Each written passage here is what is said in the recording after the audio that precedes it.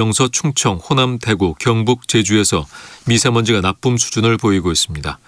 내일도 미세먼지 농도는 전국적으로 나쁨 수준을 보이겠습니다. KBS 제1라디오 5시 뉴스를 마칩니다. 아나운서 이상협이었습니다. KBS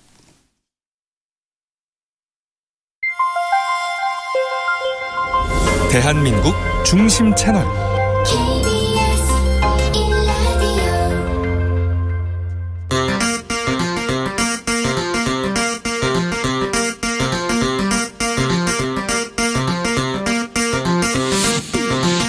주진우 라이브.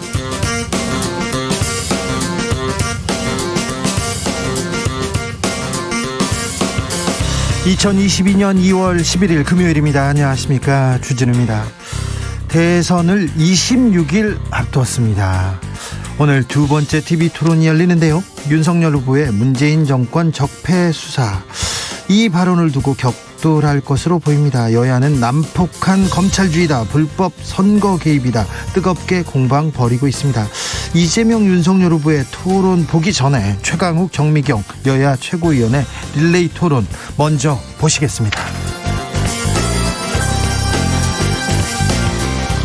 김건희 씨 주가 조작, 김혜경 씨 법인카드, 대선 후보 배우자들 사과하면서 고개를 숙였는데요. 소고기가 중하냐, 주가 조작이 중하냐, 공방은 이어지고 있습니다. 국민의힘에서는 김혜경 방지법을 들고 나왔는데요. 민주당은 주가 조작 몸통은 김건희다, 검찰은 즉각 소환해야 한다, 목소리를 높였습니다. KBS가 취재한 내용, 주가 조작 의혹의 스모킹건이 될 수 있을까요? 홍사훈 기자와 정리해보겠습니다.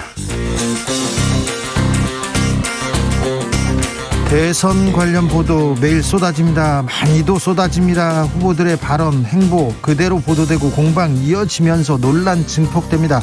그래서 언론에서는 정책 검증 보도는 없고 네거티브만 중계한다, 중계식 보도만 한다, 이렇게 비판의 목소리 나오는데요. 현장 기자들은 어떻게 보고 있을까요? 대선 보도의 문제점 정철훈 기자와 짚어보겠습니다. 나비처럼 날아 벌처럼 쏜다. 여기는 주진우 라이브입니다. 오늘도 자중자애, 겸손하고 진정성 있게 여러분과 함께 하겠습니다. 금요일입니다. 한 주 어떻게 보내셨나요? 오미크론의 파도 속에서 잘 안전하게 잘 계시지요? 혼탁한 대선 뉴스 속에서 마음 안 다치고 건강히 잘 계시죠? 주말엔 좀 쉬시라고, 쉬면서 좋은 영화 보시라고 영화 예매권 보내드리겠습니다. 영화, 따뜻한 영화 잘 보십시오. 영화 예매권 받으려면 어떻게 해야 되냐? 우리는 또 이행시로 하겠습니다. 우리 또 문학 소년 소녀들의 많은 지원 부탁드리겠습니다. 오늘의 시어, 오늘의 주제어는 대선입니다. 대선. 샵 9730, 짧은 문자 50원, 긴 문자 100원, 콩으로 보내시면 무료입니다. 일로 보내시면 저희가 뽑아서 영화권 보내드리겠습니다. 그럼 주진우 라이브 시작하겠습니다.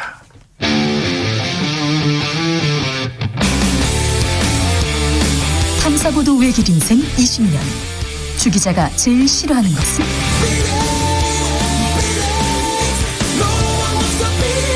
이 세상에서 비리와 부리가 사라지는 그날까지, 오늘도 흔들림 없이 주진우 라이브와 함께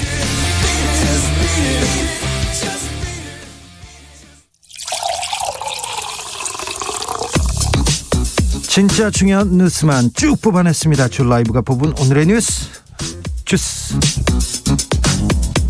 정상근 기자, 어서 오세요. 네, 안녕하십니까. 코로나 상황 어떻습니까? 네, 오늘 코로나19 신규 확진자 수는 53,926명입니다. 어제보다 줄었어요. 200여 명 조금 줄었는데요.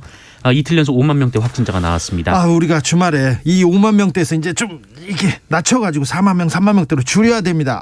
좀 줄이도록 노력해야 됩니다. 위중증 환자는 어떻게 되고 있어요? 네, 위중증 환자 271명으로 어제보다 11명 줄면서 200명대 유지하고 있습니다. 다행입니다.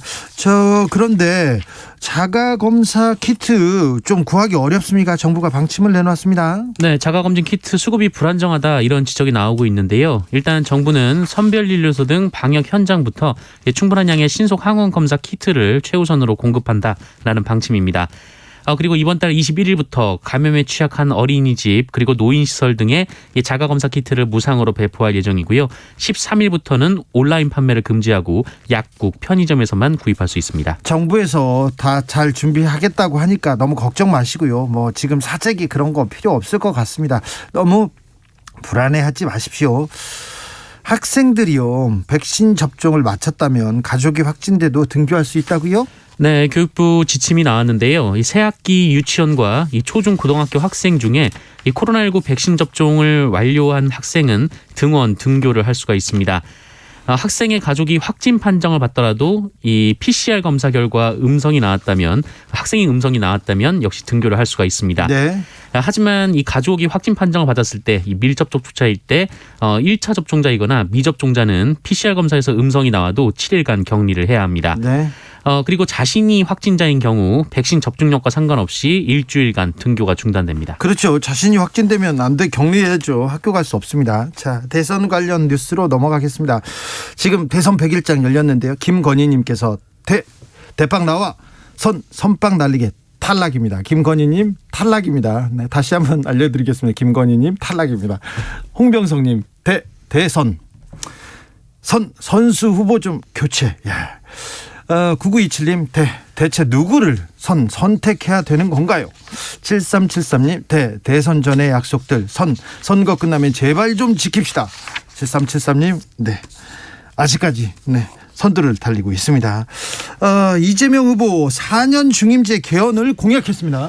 네, 이재명 후보는 생명권 등 새로운 기본권 명문화와 이 대통령 4년 중임제 등 개헌을 추진하겠다라고 밝혔습니다.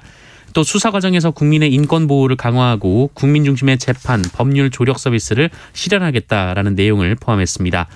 아울러 이 대통령 직속 기본소득위원회의 공론화를 거치는 등 이 국민 의사를 수렴하는 과정을 거쳐서 연 25만 원으로 시작해 연 100만 원으로 확대하는 이 전국민 보편 기본소득을 추진하겠다라는 내용도 공약에 포함됐습니다. 개헌 4년제 중임제로 개헌을 하겠다고 하고요. 100만 원씩 기본소득을 공론화하겠다고 했습니다. 국민의힘에서는 신천지가 경선에 개입했다는 주장 뜨겁습니다. 네, CBS 녹화뉴스 보도인데요. 그 개신교계에 대해 이단으로 규정된 신천지가 국민의힘 윤석열 후보를 조직적으로 지원했다라는 폭로가 나왔습니다. 신천지 간부 출신의 탈퇴자 A씨가 지난해 7월 그 이만희 신천지 총회장이 직접 이 간부들에게 국민의힘 당원 가입을 지시했다, 이렇게 주장을 했습니다. 지난해 7월이면 대선 후보들 막 등록할 때였어요. 네, 이만희 씨는 구속이 됐을 때 윤석열 검찰총장 덕분에 나올 수 있게 됐다라고 얘기를 하면서 은혜를 갚아야 하기 때문에 국민의힘 당원 가입을 해야 한다라고 말했다고 합니다. 그래요. 은혜를 갚아야 하기 때문에 당원 가입을 해야 된다. 경선 때 탈락한 홍준표 의원 한마디 보탰습니다. 네, 자신이 만든 커뮤니티에서 한 지지자가 관련 질문을 던지자 경선 직후에 알았다라고 말했습니다. 그래서 낙선을 이전에도 그 개입설을 들었고 낙선을 예감했다라는 말도 했는데요. 당원 선거의 맹점이라고 얘기를 했는데 다만 그래도 진 것은 진 것이라면서 이젠 늦었다라고 경선 불복에는 선을 그었습니다. 경선이 끝나고 경선 직후에 알았다면서 이렇게 좀 아쉬움을 표했는데요. 윤석열 후보는 여론조사에서 지고 당원조사에서 이겨서 홍준표 후보를 꺾었었죠? 네, 맞습니다. 김건희 씨 주가 조작 의혹과 관련해서 KBS 보도에 대해서 국민의힘이 반박했어요? 네, 국민의힘은 김건희 씨 주가 조작은 일절 관여한 바 없다라고 했습니다. 주식 거래를 한 것은 사실이지만 주가 조작을 하지 않았다라면서 이 남은 주식을 정리하기 위해서 수년에 걸쳐서 매매한 것으로 문제될 것이 없다라고 밝혔습니다. 또한 김건희 씨는 관련자 공소장에 이름 한 번 나오지 않고 수익을 배분받은 사실도 없다라고 했고요. 윤석열 후보도 굳이 답변할 필요가 있겠냐 싶다라면서 2년 동안 계속 수사를 해왔고 국민이 다 알 거라 생각한다라고 말했습니다. 아니요, 국민이 다 알지 못하고요. 굳이 답변할 필요가 있는 것 같습니다. 그 전에는 주가 조작 이루어진 시기에는 거래가 없었다고 했는데 거래가 있는 것을 KBS에서 보도했거든요. 이 내용에 대해서 자세하게 잠시 후에 홍사훈 기자와 함께 알아보겠습니다. 국민의힘이 종로 보궐선거에 최재형 전 감사원장을 공천했습니다. 네, 국민의힘은 최재형 전 원장에 대해서 정권의 외압에도 권력에 굴하지 않고 소신껏 공정의 가치를 지켰다라고 평가했습니다. 그리고 서울 서초갑에는 조은희 전 서초구청장, 충북 청주 상당에는 정욱태 전 의원 경선에서 승리했습니다. 조은희 전 구청장은 서초구청장을 그만두고 경선에 서울시장 경선에 나왔었죠? 네, 서울시장 경선에도 나왔고요. 네. 네, 이번에 국회의원 선거에 도전하게 됐습니다. 그렇습니다. 근데 최재형 전 감사원장이 종로에 나섭니다. 중립적이고 독립적이어야 할 권력기관장이 임기를 마치지 않고 정치에 직행합니다. 선거에 나옵니다. 이게 국민과 조직에 대해서는 어떻게 봐야 될지, 국민과 조직에 대한 예의는 아니라는 평도 적지 않습니다. 자, 안철수 국민의당 후보가 본인은 마크롱 프랑스 대통령이다 이렇게 비유했어요.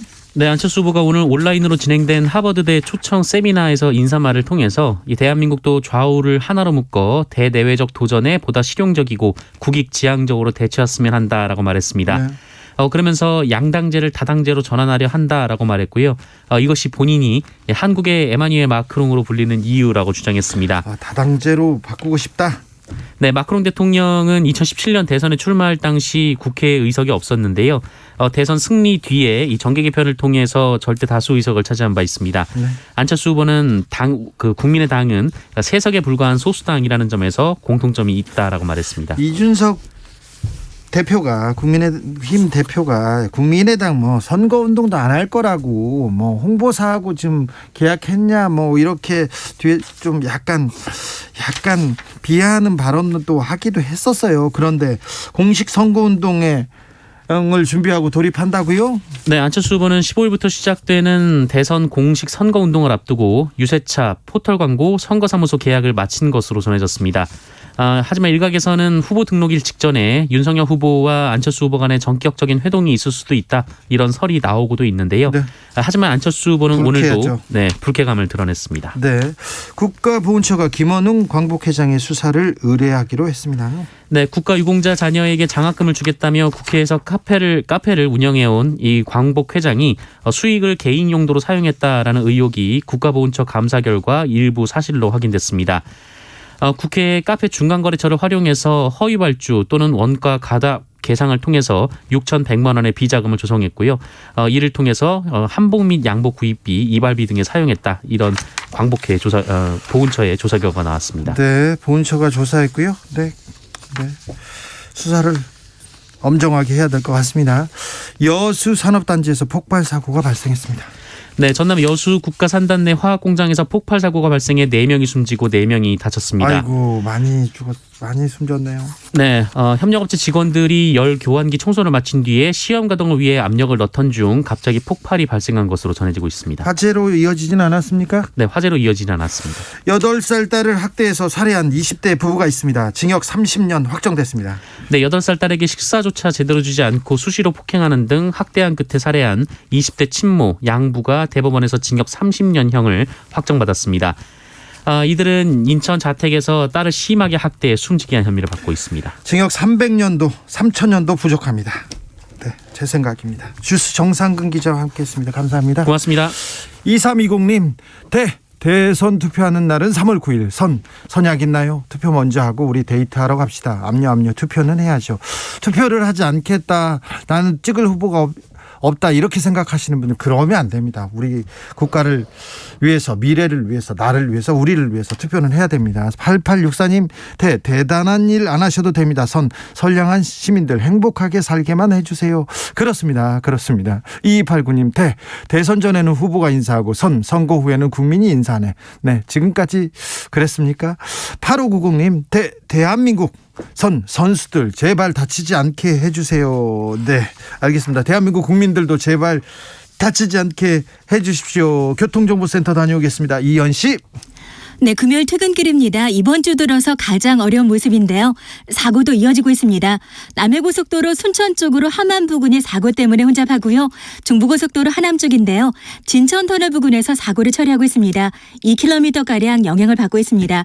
또 일죽 부근이나 남이천에서 모가, 그리고 중부 3터널에서 중부 1터널 쪽으로 막히고 있습니다. 경부고속도로 서울 쪽으로도 오산 부근에 사고가 있었는데요. 처리는 됐습니다.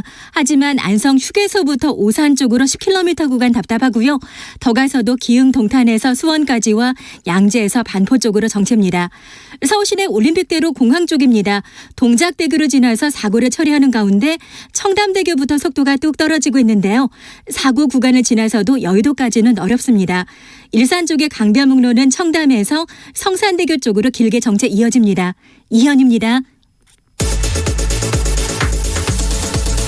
주진우 라이브. 김건희 씨의 도이치모터스 주가 조작 연루 의혹 좀 자세히 좀 들여다보겠습니다. 주가 조작 의혹이 불거졌을 때 윤석열 후보가 계좌를 공개하기도 했죠. 2010년 5월 이후에 도이치모터스 거래 없었다.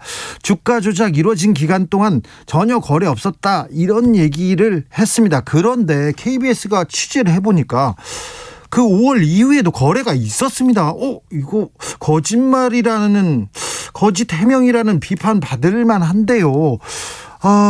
과연 주가 조작 김건희 씨가 관여한 정황은 확인됐을까요? 자세히 물어보겠습니다. 홍사훈 KBS 기자 나오셨습니다. 안녕하세요. 예, 안녕하세요. 네, 지난번에 홍사훈 기자께서 예. 윤석열 후보가 계좌를 공개했는데 이걸로 설명이 안 된다. 다른 계좌도 공개해라. 이렇게 말씀하셨죠? 뭐 그러니까 공개한 계좌도 네. 다 공개하는 게 중요한 건 지우고 공개했었거든요. 그리고 일부 기간만. 지웠다는 얘기도 안 했어요. 네. 그럼 저희가 발견한 거죠. 그러니까. 네. 그리고 또 중요한 거는 그 공개한 계좌에서는 도이치모터스를 산 기록만 있거든요. 네. 판 기록이 중요한 거잖아요. 아니 계좌에서 사고 파는 거 아닙니까? 거기서는 건 사기만 했어요. 그러니까 한 번 판 건 있었는데 네. 뭐 10만 주 정도는 판 게 있었는데 네. 67만 주를 사고 10만 주를 팔았어요. 네. 그럼 나머지 57만 주 뭐 이런 거는 언제 팔았느냐. 네. 이거를 공개를 안 한 거거든요. 그렇습니까? 네. 사기만 했습니까? 네, 거기서 사기만 했어요. 사기만 했군요. 그것도 산 것도 예. 본인이 산 게 아니고 그때는 이정필이라고 주가 조작 선수라고 불려진 지금 네. 구속돼서 지금 재판받고 있죠. 네. 이 사람을 통해서 그렇죠. 좀 불려달라. 내가 주식 잘 모르니. 라고 이제 그 사람이 대신 사줬다는 거거든요. 그렇죠. 2010년 5월에 이정필과의 관계 끊었다고 얘기했는데 예. 윤석열 후보가 이 부분에 대해서 해명한 발언 지난해 12월 관훈클럽에서 토론하면서 나왔던 발언 들어보고 오겠습니다. 주가 자체가 이게 무슨 시세 조정 행위가 있었다고 보기 어려울 정도로 뭐 아주 소액의 오르내림이 있었고 오히려 조금 비쌀 때 사서 좀 쌀 때 매각한 게 많아서 나중에 뭐 수천만 원의 손해를 보고 그러니까 이 사람이 뭐 전문가는 아니구나 해서 한 4-5달 만에 그 계좌에서 돈을 전부 인출을 했다고 제가 들었고요. 4-5달 만에 돈을 다 인출했다. 그리고 주가 조작 이루어진 시기에는 거래가 없었다. 그리고 뭐 4-5달 소액의 오르내림이 있었지만 비싸게 사서 싸게 팔았다. 이런 얘기를 했는데 그리고 신한은행 신한증권의 계좌도 공개했습니다. 2009년 1월에서 2010년 12월. 하지만 이걸로는 해명이 안 된다고 홍사훈 기자만 계속 주장을 했어요. 아니, 저 말이 일단 그 소액의 뭐 오르내림이 있었는데 손해만 보고 팔았다라는 거는 네. 도이치모터스는 판 게 없다니까요. 판 기록은 내놓지도 않았어요. 없어요. 네. 그럼 뭘 팔았다는 건지를 제가 일단 과문해서 그런지 이해를 못 하겠습니다. 일단. 예. 그리고 또 뭐가 나왔습니까? 그 이정필 씨하고 관계를 이제 끊었다. 그렇기 때문에 주가 조작은 그 배우자 김건희 씨가 상관이 없다. 이런 논리지 않습니까? 네, 주가 조작이 이루어진 시기는 2011년에서 네. 12년인데 2010년 5월에 이정필과의 관계를 끊었기 때문에 우리는 상관없어 이렇게 얘기합니다. 그런데 이번에 KBS 법조팀에서 취재한 게 예. 보니까는 그 이후에 2010년 5월 이후에도 11년, 12년 11월까지 2012년 11월까지 계속 김건희 씨가 네. 확인된 것만 한 40여 차례를 갖다가 도이치모터스를 사고 팔고 통정 매매를 했더라라는 걸 이제 확인한 거거든요. 2012년 말까지 146만 주를 거래했다는 걸 확인했습니다. KBS. 그렇죠. 네. 예. 그러면 지금 윤석열 후보가 해명한 게 거짓이라는 비판을 받을 만하네요. 아니 그러니까 제가 답답한 게 그거예요. 주가 조작 안 했다는 그 주장 네. 저도 정말 믿고 싶습니다. 그러니 몇 가지 공개해달라고 아니 그 말씀하셨죠. 개인 제3자인 저희가 볼 수 없는 건 이건 본인만 그 뽑아볼 수 있는 거니까 예. 안 했으면 안 했다는 증거를 자 이거 판 기록을 한번 보소. 네. 손해만 진짜 보고 팔았지 않았느냐. 네. 그리고 주가 조작하려면 수십 번을 막 왔다 갔다 판매를 매입 매도를 했었어야 되는데 네. 없지 않느냐. 왜 안 보여주느냐 이거죠. 그렇죠. 신한증권의 계좌는 공개했어요. 하지만 이번에 거래를 보니까 DS 대신 미래였어요. 다른 증권이죠. 네. 그러니까 저희가 판단하기에 주가 조작이 검찰에서도 공소장에 2009년부터 2012년까지 한 3년에 걸쳐서 네. 주가 조작이 일어났다라고 하는데 1차 주가 조작이 있었고 2차 주가 조작이 있었던 걸로 저희는 판단을 합니다. 네. 1차 조작은 지금 이정필 씨라는 그 주가 조작 선수가 주도해서 2010년 5월 20일 날 딱 끝낸 거로 보여져요. 예. 그때 5월 20일 날 김건희 씨가 동부증권으로다가 윤석열 캠프에서 발표한 바에 따르면은 도이치모터스 주식을 다 이정필하고 손을 끊고 네. 관계를 끊기 위해서 네. 동부증권으로 다 넘겼다라는 시점이거든요. 네, 그게 그렇게 넘겼는지 주장했죠. 들어왔는지 모르겠어요. 네. 그런데 5월 20일 날 특징이 뭐가 있냐면은 도이치모터스라는 게 그렇게 거래가 활발한 주식이 아니잖아요. 네네. 하루에 기껏해 5만 주, 6만 주 이 정도 거래가 되는 양이거든요. 네. 근데 2010년 5월 20일 날 하루에 105만 주가 거래가 됩니다. 그날 하루에. 이상하네요. 그 다음 날 또 5만 주만 거래돼. 그러니까 그날 하루만 100만 주가 넘게 거래가 된 거예요. 네. 그러니까 주가 조작 그때 공범들이 1차 주가 조작은 이거 잘 안 올라갔다. 실제로 잘 많이 안 올라갔습니다. 그래서 네. 손 털고 자 이제 이거는 1차는 정리하자 하고 다 팔고서는 나눠줬을 거라고 뭐 추정이 됩니다. 네. 확인을 안 해주니까 그쪽 캠프에서 확인을 안 해주니까 저희가 이렇게 자꾸 추정을 할 수밖에 없는 거거든요. 예. 그리고 2차 주가 조작이 그 이후에 또 일어난 겁니다. 그리고 네. 이번에 KBS의 보도에서 확인된 거는 2차 주가 조작으로 검찰에서 추정하는 그 시기에 김건희 씨가 아까 말씀하신 대로 1차 주가 조작에는 신한증권 계좌가 이용된 거고 네. 2차 주가 조작에는 뭐 DS 그러니까 옛날 토로스 증권이죠. 그렇죠. 거기하고 뭐 대신증권, 미래에셋 이런 데서 계속 그 거래를 했더라라는 건데 그 계좌들이 왜 중요하냐면은 2017년도에 윤석열 그 당시 검사가 이제 중앙지검장이 됐지 않습니까? 네. 그때부터는 재산 공개 의무가 있어요. 있죠. 거기에 뭐가 좀 관보에 뭐가 적혀 있습니까? 그러니까 관보에 보면은 배우자 그 재산 내역도 나와요. 예. 거기 보면 주식 거래 그 계좌도 나오거든요. 예. 한 주라도 남아 있으면은 신고하게 돼 있습니다. 신고가 공개가 됩니다. 예. 그 계좌들이 다 이 계좌들이에요. 이번에 그래요? 거래한 계좌들. 네. 근데 이상하게 신한증권 계좌도 물론 있어요. 네. 근데 다 이정필하고 손을 끊고 동부증권으로 다 넘겼다고 했잖아요. 네. 동부증권 계좌는 나와 있지가 않아요. 동부증권 계좌는 없어요. 오히려. 그럼 오히려 1차 주가 조작 때 다 손 털고 그 2010년 5월 20일 날 네. 동부증권에 있던 주가 조작에 이용됐던 그 도이치모터스 주식을 다 신한증권 김건희 씨 계좌로 넘겨받은 거 아니냐. 또 다른 의혹이. 예, 그러니까. 그래서 그 부분을 이런 의혹만 자꾸 그 불식시키는 가장 확실한 방법은 네. 그거 왜 공개 안 하냐. 공개하면 되죠. 공개해야죠. 공개 안 할 이유가 하나도 없어요. 네. 주가 조작 안 했으면은. 네. 일단은 2010년 5월 이후에 거래 없었다. 이렇게 해명하신 거는 사실과 맞지 않기 때문에 이 부분은 확인됐으니 이 부분에 대해서는 명확하게 윤석열 후보가 해명해야 될 것 같습니다. 네. 1722님께서 검찰에서 조사하면 되는 거 아닌가요? 왜 조사가 안 됩니까? 검찰에서 지금 김건희 씨 소환 통보했지만 응하지 않습니다. 그런데 이 도이치모터스 주가 조작 수사를 했는데 왜 수사가 안 됩니까? 김건희 씨 연루혹은 왜 지금 조사가 안 되는 겁니까? 아니 그러니까 혐의가 없어서 그 무혐의 처리를 할 수 있고 불기소 처분을 할 수도 있어요. 그렇죠.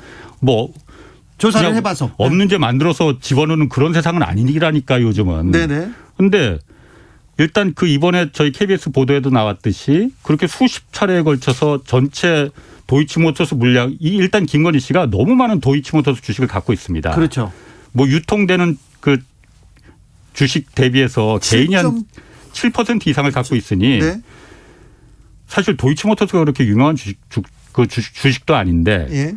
왜 그렇게 많이 갖고 있었을까라는 부분이거든요. 네. 그래서 그 많은 물량을 왔다 갔다 한 그 거래 기록이 있으면은 검찰에서 당사자 본인 소명은 들어봐야 될 거 아닙니까? 네. 조사는 해봐야 될 거 아니에요. 그리고서 불기소를 하든 무혐의 처리를 하든 하는 게 맞는 거잖아요. 그렇죠. 김성수님께서 검찰이 권오수 씨 수사 과정에서 모두 확인해 놓고 있는 건 아닌가요? 확인됐을 텐데요. 아니 그건 저희가 알 수 없죠. 검찰이 지금 어떤 부분을 확인했는지 안 했는지는 사실 요즘 검찰에서 그렇게 다 일일이 기자들한테 다 확인 안 해주거든요. 예. 그러니까 어느 정도까지 검찰에서 확인했는지 그것까지 저희가 알 수는 없습니다. 네, 아무튼 10년 전인가요? 수사를 했는데 검찰에서 수사했을 때 좀 수사가 미진했다 이런 비판은 받아야 될 것 같습니다. 이번에 사실 이 중요한 게 사실 수사가 두 가지로 이루어져야 되거든요. 하나는 주가적을 진짜 있었느냐 없었느냐 이거 매우 중요합니다. 네. 이것도 중요하지만 이건 지금 검찰이 수사를 하고 있는 중이고 재판도 진행 중인 거고 또 하나는 지금 도이치모터스 주가 조작이 지금 일어난 게 아니잖아요. 네. 2010년도에 일어났고 이게 경찰에서 이걸 인지하고 2013년도에 한번 내사를 벌였거든요. 2013년도에. 수사가 되지 않았어요. 그런데도. 내사에서 그다음에 수사로 넘어가야 되는데 내사 보고서를 자세하게 작성해서 이거 수사합시다 했는데 그걸 누군가 뭉갰거든요. 예. 10년 전에는 그게 죄가 안 됐었고 이건 범죄가 아니다고 했는데 10년 뒤에는 지금 범죄가 된 거잖아요. 다 구속됐어요. 관련. 예. 그 당시에 누가 이걸 뭉갰느냐. 왜 죄가 없다고 누가 이걸 판단했느냐. 네. 그게 중요한 거거든요. 그 부분 좀 규명해야 될 것 같습니다. 왜냐하면 2013년 경찰이 내사를 하기 바로 직전에 1년 전에 윤석열 검사와 당시 특수부 부장검사였죠. 네. 김건희 씨가 결혼을 했거든요. 네. 그래서 의심을 받는 거거든요. 예. 알겠습니다. 8825님이 우리 홍 반장께서 오래전부터 말씀하신 건데 검찰은 뭐 하는지 답답합니다. 오죽했으면 홍 반장님이 제발 고소 좀 해달라고 하실까요? 윤석열 후보나 캠프에서 지금이라도 우리 홍사훈 기자를 고발해 주십시오. 그래서 사실을 명명백백하게 좀 밝혀주십시오. 저는 좀 빼주시고요. 우리 홍 선배만 하시면 될 것 같습니다. 그리고요, 저는 이거 한 가지 좀 짚고 넘어가고 싶어요. 주가 조작 없었다 그러면서 계좌를 공개했는데 신한증권의 계좌만 하나 공개했는데 나중에 보니까 다른 증권사가 지금 계좌가 많네요. 예. 이건 눈 가리고 아웅 아닙니까? 원래 이번에 그 검찰 공소장에도 네. 전부 192개 계좌가 동원됐다고 하거든요. 네. 192명이 아니고 한 사람이 여러 개 계좌를 갖고 있는 거니까 김건희 씨도 이 중앙지검장 그 윤석열 검사가 됐을 때 재산 공개 보니까 7개 증권 계좌를 갖고 있었거든요. 아, 그래요? 이번에 그 KBS 보도나 DS 토로스 증권이니 미래에셋이니 대신증권이 다 그때 이제 그 계좌들이에요. 네네. 네. 후보께서 캠프에서 이거 좀 명확한 해명이 필요하고요. 그리고 기자들도 지금 관보에 다른 증권사 계좌가 있다고 합니다. 그거 조금만 취재해 보면 사실관계를 좀 명확하게 밝힐 수 있을 것 같습니다. 네. 네. 지금까지 KBS 홍사훈 기자였습니다. 감사합니다. 고맙습니다.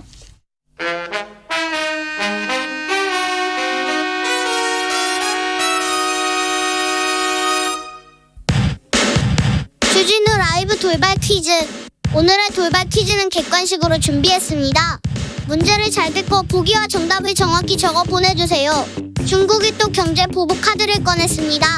타이완과의 관계를 강화한 이 나라의 소고기 수입을 공식적으로 중단한 건데요. 중국 외교부 대변인은 이 나라는 객관적 사실을 직시하고 잘못을 바로잡고 하나의 중국의 올바른 길로 돌아와야 한다고 말했습니다. 중국과 수교국이지만 최근 들어 유럽 안에서 반중 선봉장 같은 역할을 하고 있는 나라로 유럽 러시아 서북부 발트의 연안에 있는 공화국인 이 나라는 어디일까요? 보기 드릴게요. 1번 러시아, 2번 사우디아라비아, 3번 리투아니아. 다시 한번 들려드릴게요. 1번 러시아, 2번 사우디아라비아, 3번 리투아니아. 샵 9730 짧은 문자 50원 긴 문자는 100원입니다. 지금부터 정답 보내주시는 분들 중 추첨을 통해 햄버거 쿠폰 드리겠습니다. 주진우 라이브 돌발 퀴즈 월요일에 만나요.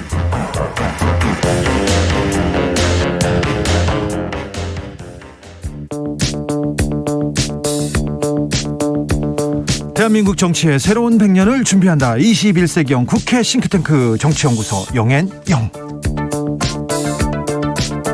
정치권에 보내는 진짜 고급진 비대면 정치 컨설팅, 오늘도 뜨겁게 분석해 보겠습니다. 정치는 데이터다, 과학이다. 박시영TV 진행자 어서 오세요. 네, 반갑습니다. 박시영입니다. 아니다, 정치는 촉이다, 감이다. 부를 만드는 경험의 힘 저자 최영일 평론가 어서 오세요. 안녕하세요. 정치는 심리고 정치는 감정이죠. 그렇습니다. 촉입니까? 네. 책이 좀 나갑니까?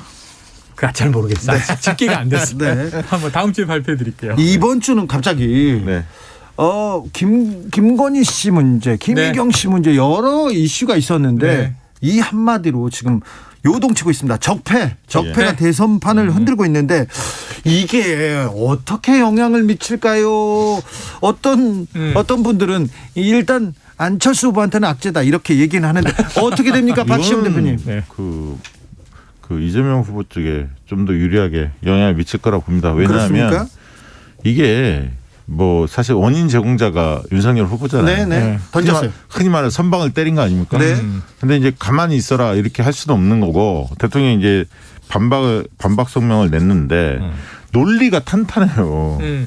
이 윤석열 후보기 때문에 빠져나갈 구멍이 별로 없더라고요. 왜냐하면 당시 중앙지검장 검찰총장을 했기 때문에 문재인 정부에서 그리고 국민들이 볼 때 청와대 말을 뭐 검찰이 듣는다든가 민주당이 막 압박해서 검찰이 뭐 움직였다든가 이런 게 안 느껴졌잖아요. 오히려 청와대하고 민주당 쪽에 오히려 많이 그런 어떤 정권 뭐 비리가 있다면 적극적으로 막 파헤치거나 뭐 이런 모습을 많이 표출되지 않았습니까? 검찰과 청와대는 대립했죠. 늘 대립했다. 그 조국 수사도 있었고요. 네. 그래서 국민들이 볼 때도 검찰이 뭐 청와대나 대통령이나 뭐 여당 눈치 본 것 같지는 않고 윤석열 총재 힘이 세더라 이 이미지가 있는데 그러면 그때는 적폐가 있었으면 밝혀내지 못한 거냐 그렇게 따진다면 직무유기 아닙니까 한마디로. 그리고 그게 없었다면 그럼 앞으로 아직 뭐 뚜렷한 그 증자나 이런 것도 없으면서 기획사정 하겠다는 얘기냐라고 문재인 대통령이 논리적으로 말씀하셨는데 그 논리를 빠져나가기가 일단 힘들어요. 근데 양쪽에 다 일리는 있는데 이게 이제 저는 그 국민의힘 쪽 사람들에게 얘기를 들어보니까 논리가 아주 없진 않아요. 이런 거예요. 서울중앙지검장 시절에는 이 박근혜 정부 탄핵 국정농단 이후 적폐 수사가 쭉 이어졌죠. 그런데 2018년에 이제 남북 관계가 화해 무드로 되면서 피크로 문재인 대통령 지지율이 높고 2019년이 돼서 양상이 달라지는데 그해 여름에 윤석열 검찰총장이 임명이 됐죠. 그리고 이 조국 법무부 장관이 임명되는 과정에 9월에 인사청문회를 기점으로 틀어지죠, 사실은. 그래서 조국 수사를 세게 밀고 저 정부 지지층들은 거기에 격하게 반대하고 결국은 거기에 미운털이 박혀서 적폐 수사하니까 검찰총장을 임명시켜 놓고 찍어낸 거 아니냐, 추미애 법무부 장관이 이제 이런 논리예요. 그러니까 이제 국면이 좀 달라. 근데 저는 그런 논리로도 대응할 수는 있는데 논리가 아주 없는 건 아닌데 이 적폐 수사 발언은 윤석열 후보에게 불리하다고 보는 이유가 저는 아주 불리하다고 보거든요. 오늘 성일종 의원하고 인터뷰를 하다 제가 좀 놀란 게 잠시 후에 대선 토론 아마 검사와 범죄 혐의자의 격돌을 보게 될 것이다. 개인적인 의견을 전제로. 이게 윤석열 후보에게 좋을 택이 없어요. 제가 보기엔.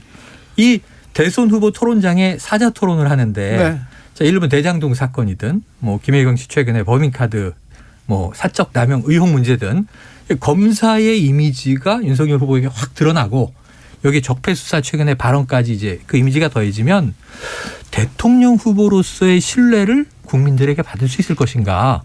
저는 이거는 마이너스라고 봅니다. 그러니까 그런 걸 떠나서 윤석열 후보가 주변 문제나 본인 문제에 있어서 깨끗한 후보라면 국민들이 그런가 이렇게 생각할 수도 있지만 지금 뭐 장모 문제, 그 처 문제, 본인도 의혹들이 몇 개 있고 굉장히 많지 않습니까? 그리고 예를 들면 도이치모터스 아까 좀 전에 했지만 주가 조작 의혹 관련해서 김건희 씨 지금 소환이 돼야하는데 버티고 있는 거 아닙니까? 검찰에 안 나가고. 그리고 이 문제에 대해서는 저는 대통령 말씀하셨던 부분들에 대해서는 저는 예를 들면 30대 여성층 같은 경우는 문재인 대통령 지지율이 꽤 높습니다. 그런데 그분들 중에서는 문재인 대통령은 좋아하지만 이재명 후보한테 지지를 아직 표명하지 않은 분들이 제법 있어요. 이제 그런 층이라든가 부산 경남에서 노무현 대통령까지 지금 소환이 됐단 말이에요. 그러다 보니까 노무현 대통령에 대한 애정이 강한 부산 경남에서도 전통적 진보층이라든가 중도층들이 움직일 가능성이 있습니다. 그래서 호남도 마찬가지입니다. 사실 친노 친문 그리고 호남이 이재명 후보한테 마음을 전적으로 주지 않은 상황에서 지금 검사들이 나서면 이거 노무현 대통령의 전철을 그래서 당장 지금 이 오늘 돌고 있는 SNS에서 명단이 하나 쭉 있는데 지금 윤석열 후보의 선대위 이전에 지금 현재 선대본 대부분이 다 검사 출신이에요. 그렇죠. 자, 조선일보에서도 윤 후보가 적폐 수사를 말하는 건 적절했는지 의문이다 이렇게 얘기하면서 네. 김건희 씨가 뭐 가만두지 않을 것이다 한 발언까지 이렇게 우리가 내가 권력 잡으면 네. 이 발언에 대해서는 홧김에 그냥 한 거라고 하고 이 얘기를 하니 공정을 스스로 무너뜨린다. 조선일보에서도 약간 비판했고요. 네. 그다음에 진중치 못한 언행이라고 했습니다. 동아일보도 그렇고 문화일보도 그렇고 보수 언론에서도 보수 언론도 그렇게 이야기하는데 오만했다 이렇게 얘기합니다. 이 부분을 좀 끊고 국면을 바꿔야 할 텐데 네. 국민의힘 이준석 대표라든가 몇몇 분들은 뭐가 문제냐는 주로 지금 대응을 하고 계속 있죠. 그렇습니다. 2738님께서 정치보복이 아니고 전 정권에 대한 적폐청산은 반드시 해야죠. 대통령까지 나서서 발끈하는 건 이해할 수가 없어요. 한여사님 적폐청산 수사할 거냐 묻는 말에 답한 것도 잘못인가요? 이런 식으로 보수도 윤석열 지지자들도 결집하고 있습니다. 그래서 그런데 저는 보수는 이미 많이 결집돼 있다고 보는 편입니다. 그래요? 예. 그런데 윤 후보가 이 시점에 이 적폐 얘기, 청산 얘기를 던진 의도가 있었을까요? 아니면 중앙일보는 보수적인 그 매체인데 아니 질문에 답하다가 당의 옳은 소리라고 당 유튜브에서도 비슷한 얘기를 하셨어요. 네네네. 그리고 서초동에 예를 들면 조국 지키자 뭐 검찰개혁 주장했던 촛불 시민들에 대해서 과거 같으면 맞아요. 이거 저희 사법적 판단을 받아야 한다. 사법 예를 들면 저희 감옥에 쳐넣겠다. 흔히 얘기해서 그런 촛불 집회한 건가요? 가지고도요? 근데 그때 과연 불법 시위가 있었다면 그 말을 하실 수도 있어요. 네. 근데 당시에 그 평화로운 시위였고 폭력 사태가 전혀 없었잖아요. 맞아요. 그럼 집회 시위 자유에 대해서 과연 이분이 어떤 생각을 가진 분인지 의심하지 않을 수 없습니다. 평화 시위도 불법 시하는 거 아니냐. 그러니까 검찰한테 쓴소리 하면 그게 죄를 지은 것처럼 그렇게 받아들이는 거 아닌가. 그래서 요번에 이제 왜 윤 후보에게 불리한 국면이냐 하면 두 가지의 시그널이 섞여 있는 거예요. 그러니까 명분적으로 말을 하긴 좋아. 물어보는 질문에 어떤 정권이든 적폐가 될 수 있는 잘못들이 있으면 부분적으로 그거는 시스템에 의해서 수사하는 거고 처벌받는 거다. 아니 그러려면 그럴 수 있는데 거기까지 말했다면 원칙적인 얘기인데 그 다음에 제가 놀란 건 다른 얘기, 지엽적인 얘기가 나오는데 예를 들면 한동훈 검사장 얘기를 직설적으로 하는데 독립운동가 이번 정부와 독립운동하듯 싸워온 사람이다. 네. 그리고 이제 왜 서울중앙지검장이나 검찰총장이 되면 안 되느냐? 그렇죠. 이거는 돼야 한다라는 걸로 들리거든요. 한동훈을 앞세워서 청산하겠다 대통령 이렇게 볼 수도 되기 있어요. 전에 그럼 검찰총장을 마치 낙점하는 듯한 느낌으로 한동훈이라는 실명이 등장을 하는데 이거는 전 뭐라고 생각을 하냐면 그 우리가 왜 측근 인사 이번 정부도 비판받았고 이전 정부도 비판받았고 그렇잖아요. 그런데 저는 검찰총장직을 미리 거명하는 건 처음 봤어요. 그러니까 그 윤석열 후보가 내로남불 프레임에 갇힐 수 있어요. 본인이 지금 본부장 리스크라고 하는 본인 가족과 본인에 대해서 여러 의혹들이 쌓이고 있잖아요, 사실. 근데 이 부분에 대해서 뚜렷하게 해명하지 않거든요. 네, 뭔 문제가 터지면 그거 국민들이 다 알고 있습니다. 뭐 툭 치고 그냥 넘어가잖아요. 국민들이 알 겁니다. 근데 계좌 공개를 안 하는데 본인이 자, 어떻게 소무님께서 발언을 잘 파악해 보면 적폐 청산은 당연한 거지. 그럼 그냥 넘어가나요? 원칙론을 얘기한 거로 압니다. 얘기하고 야킴님도 분명하게 자기 입으로 문재인 정부와 민주당 정권에 대해서라고 말했습니다. 맞아요. 그냥 적폐 청산이라고 한 것과 대상을 명시한 건 천지차이입니다. 얘기하는데 TV 토론을 앞두고 오늘 나오겠죠. 그리고 지금 어쨌거나 지금 그 지영이 그리고 판이 윤석열 후보한테 그닥 불리하지 않은 상황에서 이런 민감한 발언을 던져서 논란을 짚었어요. TV 토론에서 이 내용 더 조금 뜨거운 감자를 떠오르겠죠. 그럼 윤석열 후보가 먼저 꺼내지는 않을 것 같은데 이 말을 꺼내면 오히려 논리적으로 궁색해진다. 아까 그 말씀 제가 드렸고요. 그다음에 그럼 당신 뭐 했는데 뭐 이렇게 바로 나오죠. 검찰총장이었으면서 중앙지검장이면서 왜 그때는 그러면 이야기 안 했어? 이렇게 나오지 않겠습니까? 그리고 3대1 공격이 될 가능성이 그렇죠. 심상정 후보도 가만 안 있을 거예요. 안철수 후보도 그렇고. 그리고 또 서초동 촛불 시위를 그걸 또 비판한 부분은 크게 또 불법 시한 대목. 그러니까 이제 일각에서 이런 얘기가 나와요. 검찰 개혁을 주창했던 사람들은 검찰 출신들은 꼴을 못 보는구나. 노무현 대통령도 그랬고 문재인 대통령 시절에 문재인 대통령도 검찰 개혁을 추진하지 않았습니까?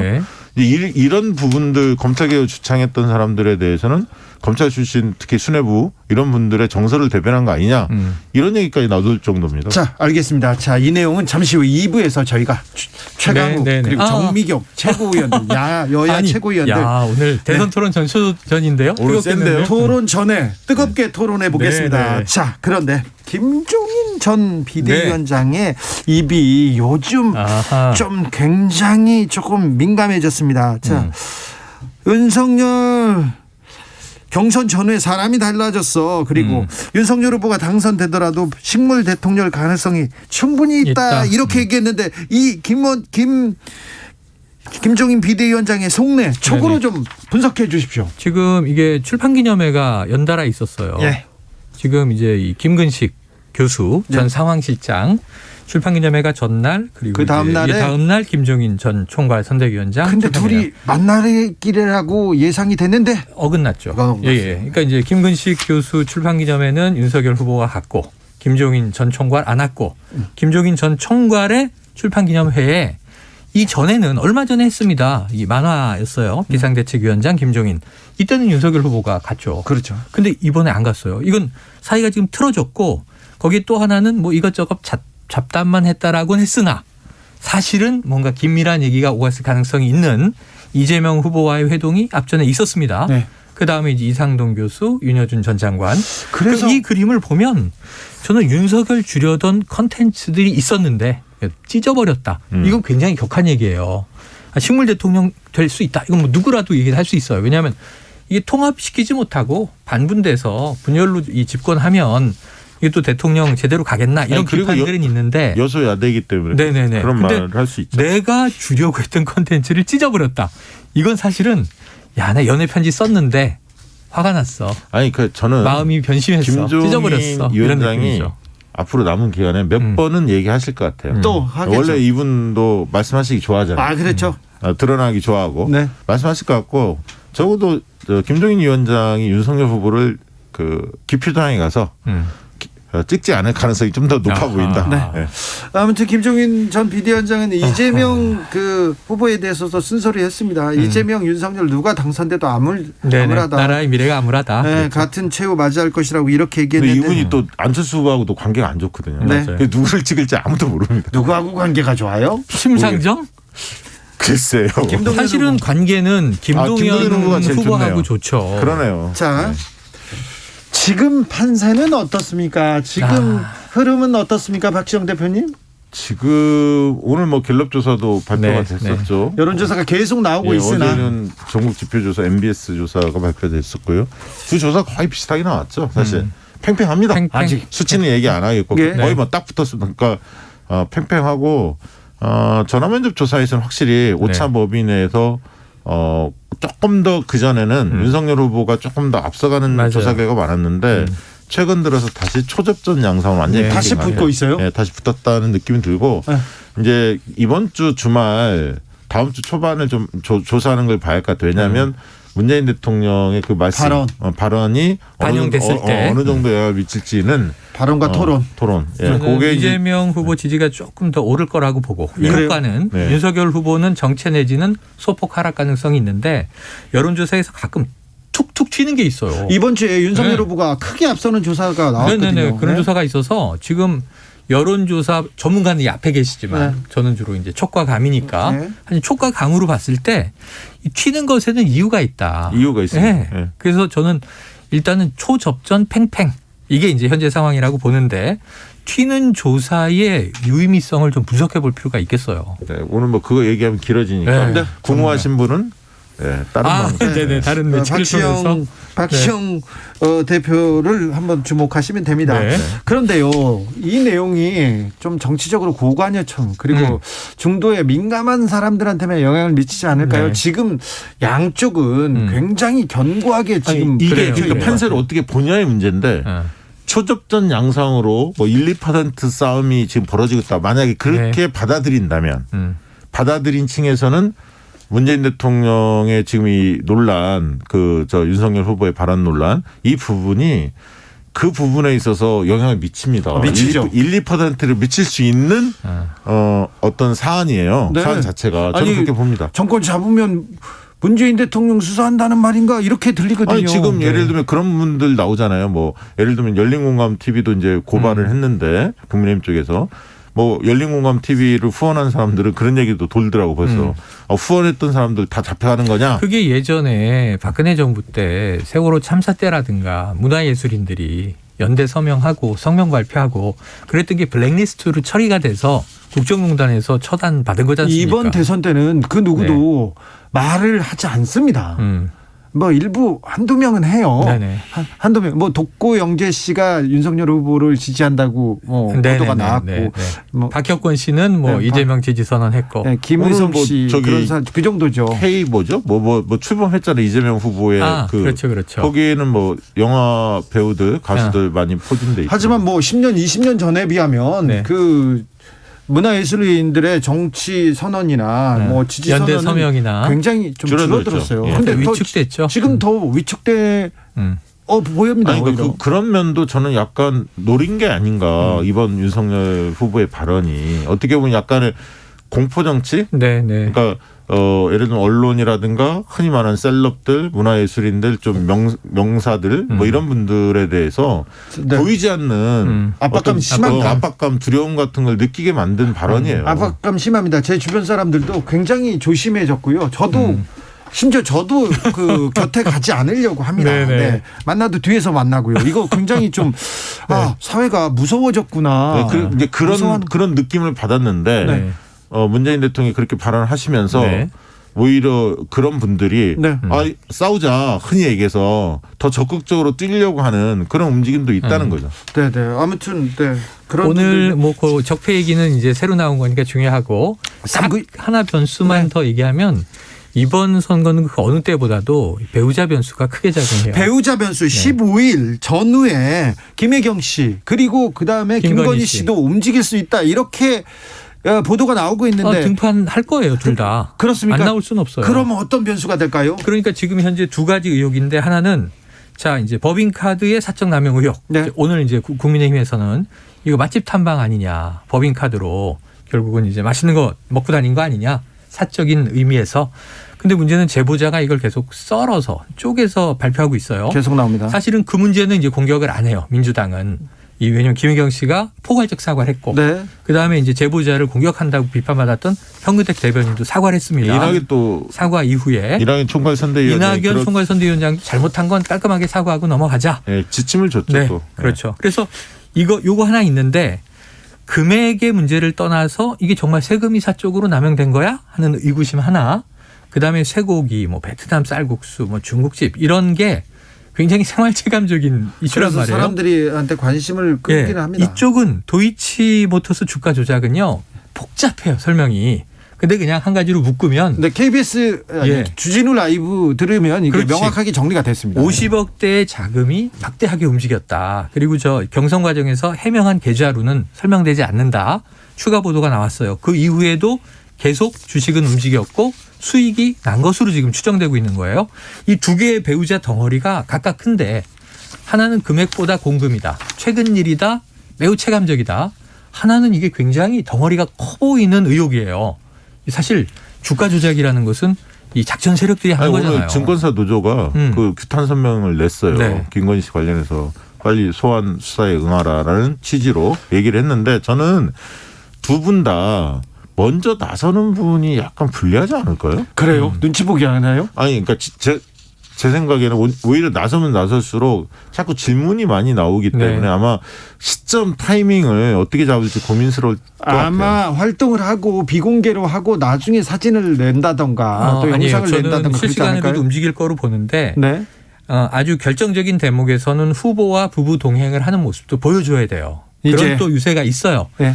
그럼 이제 그 대신 이제 질문 같은 거 안 받고 좀 이제 경호나 보호를 철저히 할 거고 또 하나는 후보와 같이 움직이지 않더라도 봉사 활동을 하는 자숙의 의미를 가진 그런 건 할 수 나올 있어요. 가능성이 있죠. 그리고 여기서는요 배우자 문제에 대해서는 사과를 많이 하는 쪽이 이겨요.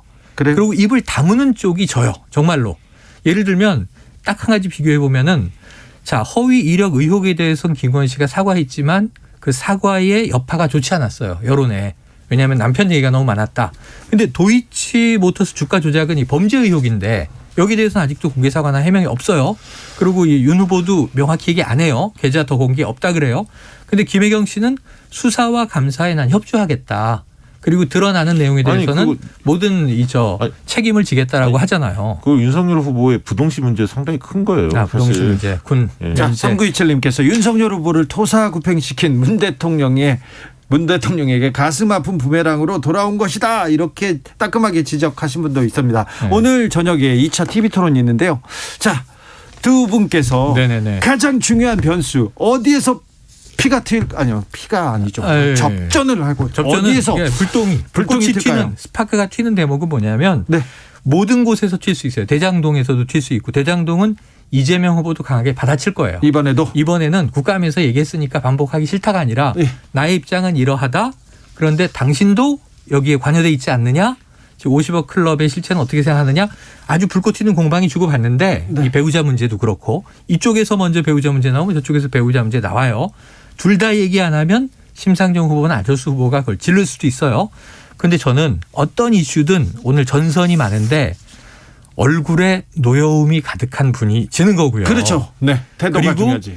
차분함을 유지하고 설득력 있게 인내를 가지고 조목조목 설명하는 사람이 이기는 거예요. 저도 뭐 비슷한 생각을 인내심 싸움이에요. 오늘은 태도가 중요하다. 태도가 중요하다고 보고 자유토론 쪽 있잖아요. 원래 오늘 많아요. 자유토론 쪽에서 승부가 날 것 같아요. 그렇지. 왜냐하면 청년하고 그다음에는 이제 방역 이 부분에 있어서는 정책적으로 접근을 할 것 같고 자유토론에서 대장동 뭐 이런 등등이 붙을 텐데 저는 이재명 후보가 1차 토론과는 상당히 다른 양상을 띌 것 같아요. 좀 더 공격적으로 나올 겁니다. 대장동 문제에 대해서는 주도하려고 하겠죠. 오히려 수비적인 게 아니라 공격적으로 나올 가능성이 있다. 이렇게 예상합니다. 정치연구소 영앤영 여기서 닫겠습니다. 최영일, 박시영 최영일 두 분 감사합니다. 고맙습니다. 감사합니다. 6시에 저는 다시 뵙겠습니다.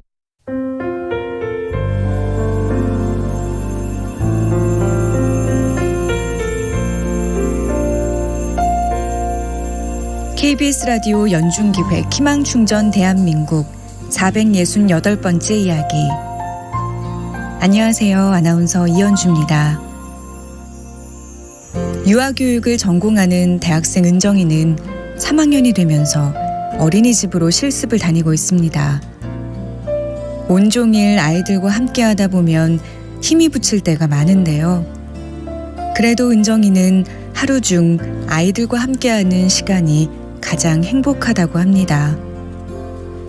어릴 때 부모님을 여의고 곁을 지켜주던 언니가 얼마 전 말없이 집을 나가면서 사람의 온기가 더 그리워졌기 때문인데요. 혼자서는 감당하기 어려운 빚을 남긴 채 몇 달째 자취를 감춰버린 언니. 어린이집 실습을 마친 은정이는 언니의 부채를 대신 해결하기 위해 다시 아르바이트를 하러 나섭니다. 원망스러울 때도 많지만 밥은 잘 챙겨 먹고 있는지 어디 아픈 데는 없는지 여전히 언니를 걱정하고 있는데요. 은정이와 언니가 다시 새로운 시작을 할 수 있도록 여러분이 따뜻한 온기를 전해주세요. 여러분의 따뜻한 손길이 희망의 빛이 됩니다. ARS 060-700-1580 060-700-1580 한 통화 3,000원으로 희망을 선물해주세요. KBS 라디오 연중기획 희망충전 대한민국은 초록우산 어린이재단, 인탑스 주식회사 그리고 청취자 여러분과 함께합니다. ARS 060-700-1580 한 통화 3,000원입니다.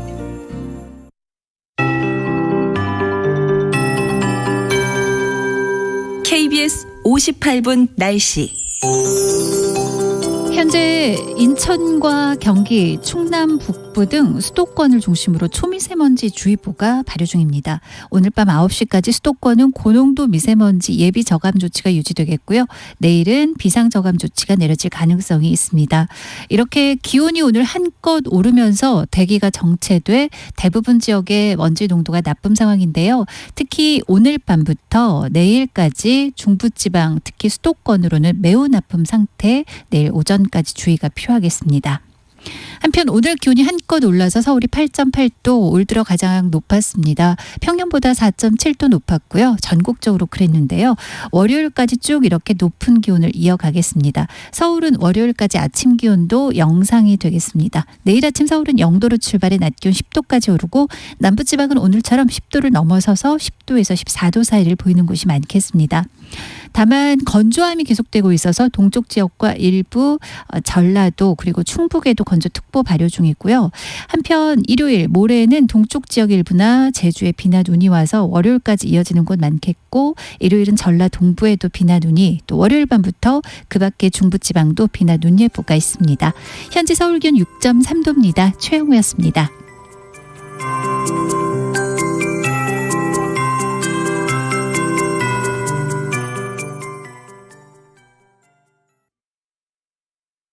정성을 다하는 국민의 방송 KBS가 6시를 알려드립니다. AM 711kHz, FM 97.3MHz, KBS 1라디오입니다. HLKA.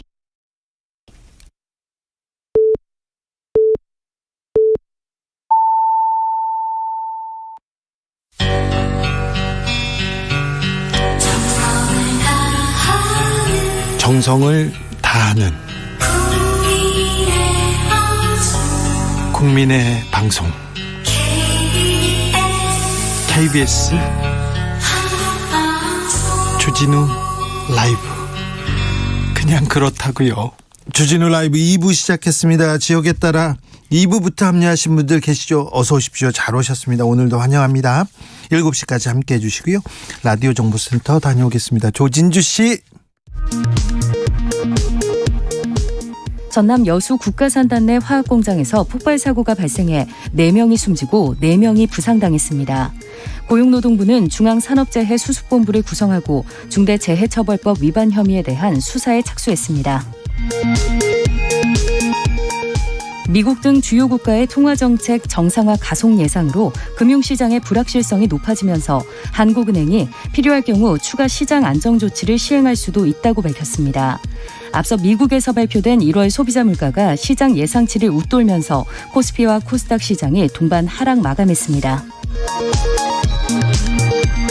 베이징 동계올림픽 8일째인 오늘 쇼트트랙 대표팀이 여자 1000m에서 이번 대회 두 번째 금메달에 도전합니다. 쇼트트랙 남자 500m 예선과 5000m 계주 준결승도 펼쳐집니다. 방금 끝난 여자 컬링 예선 2차전에서 한국은 영국을 9대7로 물리치고 첫 승을 거뒀습니다. 코로나19 재택치료 체계 전환 이틀째인 오늘 전화로 비대면 진료를 해주는 의료기관이 약 4천 곳으로 늘었습니다. 의료기관의 이름과 연락처는 건강보험심사평가원 홈페이지에서 확인할 수 있습니다. 지금까지 라디오 정보센터 뉴스였습니다.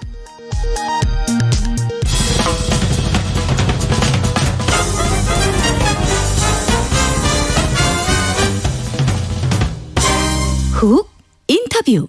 모두를 위한, 모두를 향한, 모두의 궁금증 훅 인터뷰. 집권하면 문정권에 대한 적폐청산 수사를 하겠다. 국민의힘 윤석열 후보의 발언 대선판을 뒤흔들고 있습니다.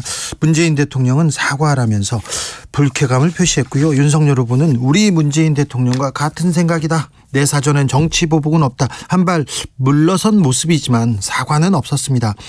이 발언 어떤 영향을 미칠지 여야 최고위원에게 들어보겠습니다. 최강욱 더불어민주당 공동선대위원장 최고위원 모셨습니다. 안녕하세요. 네, 안녕하세요. 네, 문재인 정권 적폐청산 수사 발언 어떻게 들으셨어요? 많은 분들이 굉장히 어이없어 하시고, 실체가 드러나지 않은 적폐에 대해서 당선도 되지 않은 후보가 수사를 앞세운 보복을 공언하는 세계 최초의 사례가 아닌가. 그래서 더더욱 기가 막힌 일인 것 같습니다. 네. 검사 출신이 너 조사하겠다, 수사하겠다 이렇게 얘기 나오면 이거 무섭다 이렇게 생각하는 사람들도 있었을 텐데 윤석열 후보가 왜 이런 발언을 내놨다고 보십니까? 좀 정치적 계산을 했을까요?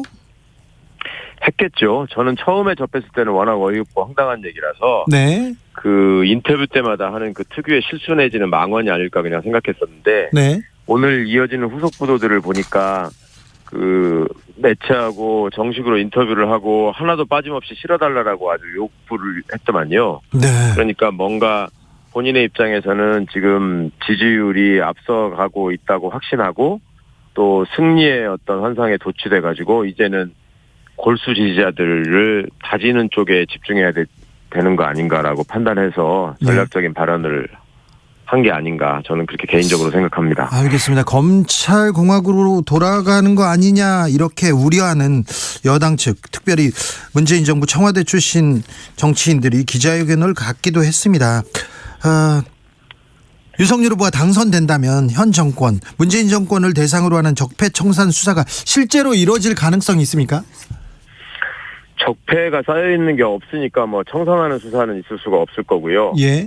없는 적폐를 있는 것처럼 만들어서 하는 수사는 얼마든지 꾸며낼 수 있는 사람들이라고 생각합니다. 네. 그래서 제가 재작년에 총선에 출마하는 과정에서 예. 이미 진행되고 있는 검찰 쿠데타를 저지하겠다. 네. 그리고 그 검찰 정치로부터 정부와 대통령을 지켜야 될 것 같다라는 말씀을 드렸었는데 네. 그것이 실제로 현실화되고 있고 본인이 또 특정 검사들의 이름을 거명하면서 네. 요직에 중용될 수밖에 없는 사람이다라고 얘기하고 네. 또 한편으로는 민정수석실을 폐지하겠다라는 말을 했습니다. 예. 그리고 본인의 측근 수하들을 앞세워가지고 검찰을 사유화하고 그렇게 사유화한 검찰을 앞세워서 마음껏 보복을 하겠다. 뭐 이런 것을 공언한 거에 다름 아니다. 이렇게 판단하고 있습니다. 말 나와서 그런데 한동훈 검사장은 독립운동가 같은 사람이다. 중요한 자리에 갈 것이다. 이런 언급도 했는데 이 발언은 어떻게 보셨어요? 특히 그 표현에 대해서 이제 독립운동가 분들에 대한 심각한 모욕이다라고 지적하시는 역사학자 선생님들의 글을 많이 봤는데요. 네. 일단 독립운동가들께서 겪어야 했던 그 풍찬노숙의 고통, 모든 것을 걸었던 그 절실함, 이런 것들이 과연 호의호식하면서 마음껏 사냥식 수사를 자행했던 그리고 언론을 이용하고 동원해서 편집국장이라는 소리를 들었던 한 정치검사한테 가당한 호칭인지 잘 궁금하고요. 그다음에 다른 한편으로는 그렇다면 그런 정치검사들의 수사의 대상이 됐던 사람들은 제국주의자거나 뭐 이토 히로부미 같은 사람이냐. 네네. 그럼 뭐 그런 반론에 대해서 어떻게 답할 수 있을지 궁금합니다. 반론 나올 수 있죠. 네. 그런데 최강욱 의원께서 지금껏 계속 좀 강조한 게 검찰공화국으로 돌아가면 그 칼이 문재인 대통령을 겨냥할 수도 있다 이런 지적하셨었는데 실제 네. 윤 후보가 당선이 되면 문재인 대통령을 겨냥할 수 있다고 보시는 건가요? 실제로 검찰에 재직할 때부터 문재인 대통령을 겨냥한 수사를 여러 가지 했었지요. 대표적으로 울산시장 선거 개입 사건이라는 이름을 붙여가지고 예. 만들어낸 사건이 있고요. 네. 거기에다가 공소장에다가 대통령과 대통령의 성함을 수십 차례 언급을 한 것도 있고 네네. 그다음에 월성 원전 사건이라고 하는 것을 최재형 씨와 함께 그것도 만들어낸 결과라고 생각을 하는데 네. 거기에도 여전히 뭐 장관을 기소한 것은 물론이고 대통령이 관련돼 있을 수밖에 없다라는 사실을 계속 흘려가면서 네. 또 청와대를 압수수색하겠다. 실제로 압수수색하러 찾아온 시도도 4번이나 있었었고요. 그거는 뭐 제가 공직에 재임하고 있었을 때부터 피부로 느껴왔던 일이었기 때문에 이 사람은 이것을 통해서 결국 모반을 꿈꾸고 결국 철저한 배신을 하고 본인의 정치적 이득을 노리겠구나 하는 네. 생각을 계속 해오고 있었습니다. 네. 그런데요, 탈원전 정책 이거 정치적 판단이나 정무적 고려까지 수사할 수 있는 건가요? 그거 자체를 그러니까 수사한다는 게 어불성설인 것이죠. 그리고 그런 정책적 판단에 대해서 수사를 했던 적도 없고 또 본인이 그렇게 쿨하다고 얘기했던 이명박 정부에서조차 네. 그런 부분에 대해서 몇 차례 시도를 했지만 결국 뭐 허위로 밝혀진 NLL 대화록을 어거지 기소하는 정도에 그치고 말았었습니다. 그러니까 그런 발상 자체가 처음부터 의도적으로 정치적인 수사를 기획하고 그것의 목표 지점, 목적지에 대통령님을 설정해 놓고 본인이 또 그 자리를 탐하면서 찬탈하기 위해서 계속 끊임없이 노력해온 게 아닌가. 지금으로서는 그렇게 볼 수밖에 없을 것 같습니다. 4181님께서 대통령이 왜 전 정부를 조사할 수 있다고 생각하는 건가요? 이거 사법권 침해 아닌가요? 물어봅니다. 검찰 수사는 뭐 사법의 영역은 아니죠. 검찰은 엄연히 행정부의 소속이고 그렇기 때문에 대통령이 검찰의 중립성을 얼마나 존중하고 보호하느냐가 굉장히 중요했었고 적폐청산을 염원했던 국민들의 뜻을 받들어서 문재인 정부가 대통령께서 나서서 어떤 노이즈를 계속 일으키고 사회의 분란을 가중시키는 행위들을 검찰이 자행해도 문재인 정부의 검찰총장이라고 하면서 최대한 임기를 보장해 주려고 했던 사람이 바로 윤석열 씨였습니다. 네. 그런데도 본인이 국민이 부여한 임기를 박차고 나와서 지금 정치의 길로 들어서가지고 예. 공공연히 전 정부에 대한 보복을 공언한다는 것은 인간적으로도 도리가 아니고 공직자로서 특히 수사기관의 수장으로서 있었다는 사람으로서는 절대 해서는 안 될 말이었습니다. 예예. 3870님께서는 문재인 정권이 검찰을 사유하고 있잖아요. 내노란불입니다. 얘기합니다. 죄가 없는데 왜 발끈하냐. 이렇게 죄가 없으면 됐지 왜 발끈하냐. 이렇게 얘기하는 분들도 있어요. 후자의 질문에 먼저 말씀을 드려볼게요. 예? 윤석열 씨한테 제가 윤석열은 성범죄자고 상습 뇌물수수자다라고 얘기하면 기분이 좋을까요? 안 좋죠. 그리고 그런 얘기를 공개적으로 제가 발언을 하고 나서 예. 거기에 대해서 불쾌감을 표현하면서 사과하라, 근거를 내라 이렇게 나왔을 때 예. 아니 당신이 성범죄 안 저질렀으면 됐고 뇌물 안 받아먹었으면 됐지 왜 나한테 따지고 흥분하느냐. 너 이상하다.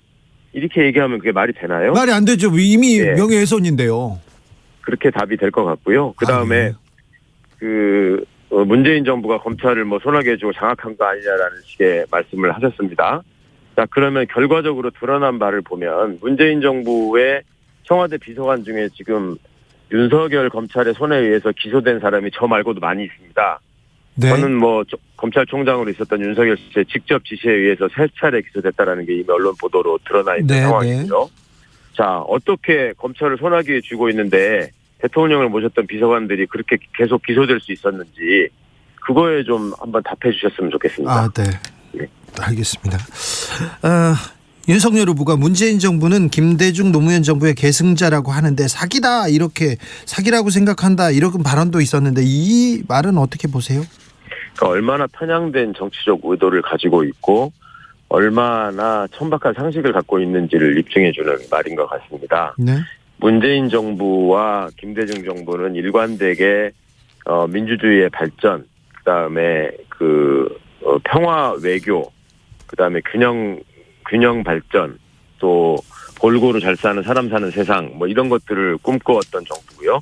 문재인 정부는 그 뜻을 그대로 이어받아서 동북아 균형자로서 또 인류의 평화를 위한 그 중요한 매개체로서의 한반도의 평화와 통일을 위해서 노력해왔던 김대중 정부와 노무현 대통령의 뜻을 그대로 계승한 정부라는 것은 뭐 의심의 여지가 없고요. 그다음에 문재인 정부가 지향했던 정책 방향이 국민이 주인되는 민주주의가 실현되는 민주주의가 발전하는 세상을 그대로 실현하고자 애를 썼고 국민의 명인 적폐청산이라는 뜻을 받들어서 최선을 다했던 정부였고 그래서 그 결과 이뤄낸 여러 가지 성과들이 이제 대한민국이 정말 선진국의 반열에 올라섰다라고 여러 나라들이 객관적으로 인정하는 상황이 됐습니다. 그럼에도 불구하고 도대체 아무런 맥락도 없고 근거도 없이 그저 지지자들의 뜻으로부터 단절시키기 위해서 분리시키기 위해서 계승자가 아니다라고 표현하는 것은 상식에도 맞지 않고 역사와도 어긋나는 일이고 네. 진실도 아니다 이렇게 생각합니다. 알겠습니다. 중앙일보 인터뷰에서 집권하면 어떤 기자들을 가만히 안 둘 것이다. 김건희 씨 발언에 대해서 그냥 홧김에 한 얘기일 뿐이다. 이렇게 답하시던데 이 점은 어떻게 보셨어요? 그러니까 매번 그런 식입니다. 굉장히 어마어마한 잘못 내지는 범죄를 저지르고서 돋보이고 싶어서 그랬다. 홧김에 그런 것이다. 그냥 해본 말이다. 이런 식으로 얘기하는 것은 시정잣대들도 잘 하지 않는 말입니다. 그리고 그런 식으로 술자리 농담처럼 해야 할 얘기가 있고 그렇게 하지 못할 얘기가 있습니다.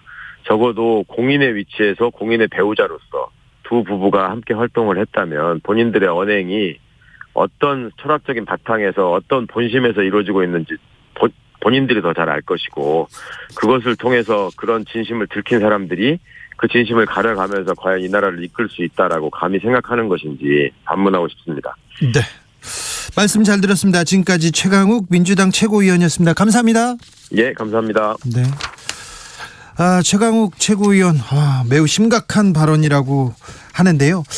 이번에는 국민의힘 입장 들어볼까요? 검사 출신입니다. 정미경 국민의힘 최고위원 안녕하세요. 네, 안녕하세요. 네. 전 정권 적폐청산 수사하겠다 이 발언 크게 논란이 되고 있는데요. 이 발언 어떻게 보십니까? 저는 그냥 당연한 그 원칙론적인 답변이었다고 봐요. 네. 왜 그러냐면 지금 이거는 그 윤석열 후보가 적폐청산을 하겠다, 뭐 문재인 대통령처럼 공약한 게 아니고 기자가 질문을 했거든요. 네. 적폐에 대한 그러니까 적폐라고 딱 단정짓게 말을 하면서 이거에 대해서 어떻게 하냐 이렇게 했을 때 답변을 한 거잖아요. 네.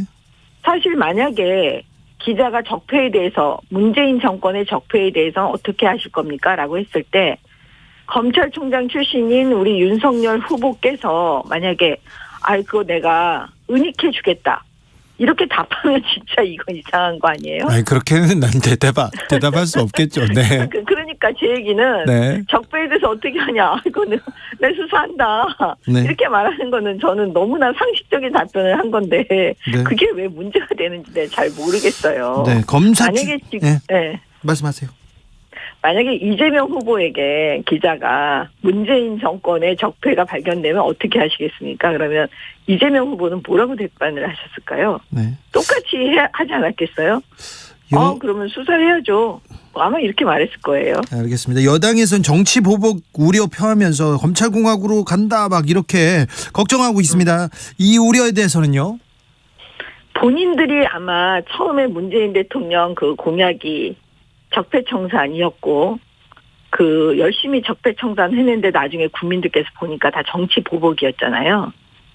그러니까 본인들이 얼마나 찔리면 그 적폐라는 단어에 대해서 저렇게 발끈하면서 그 난리를 치는지 제가 이번에 보면서 알았어요. 그들도 알고 있었구나. 민주당이 한 거는 정치 보복이었습니까?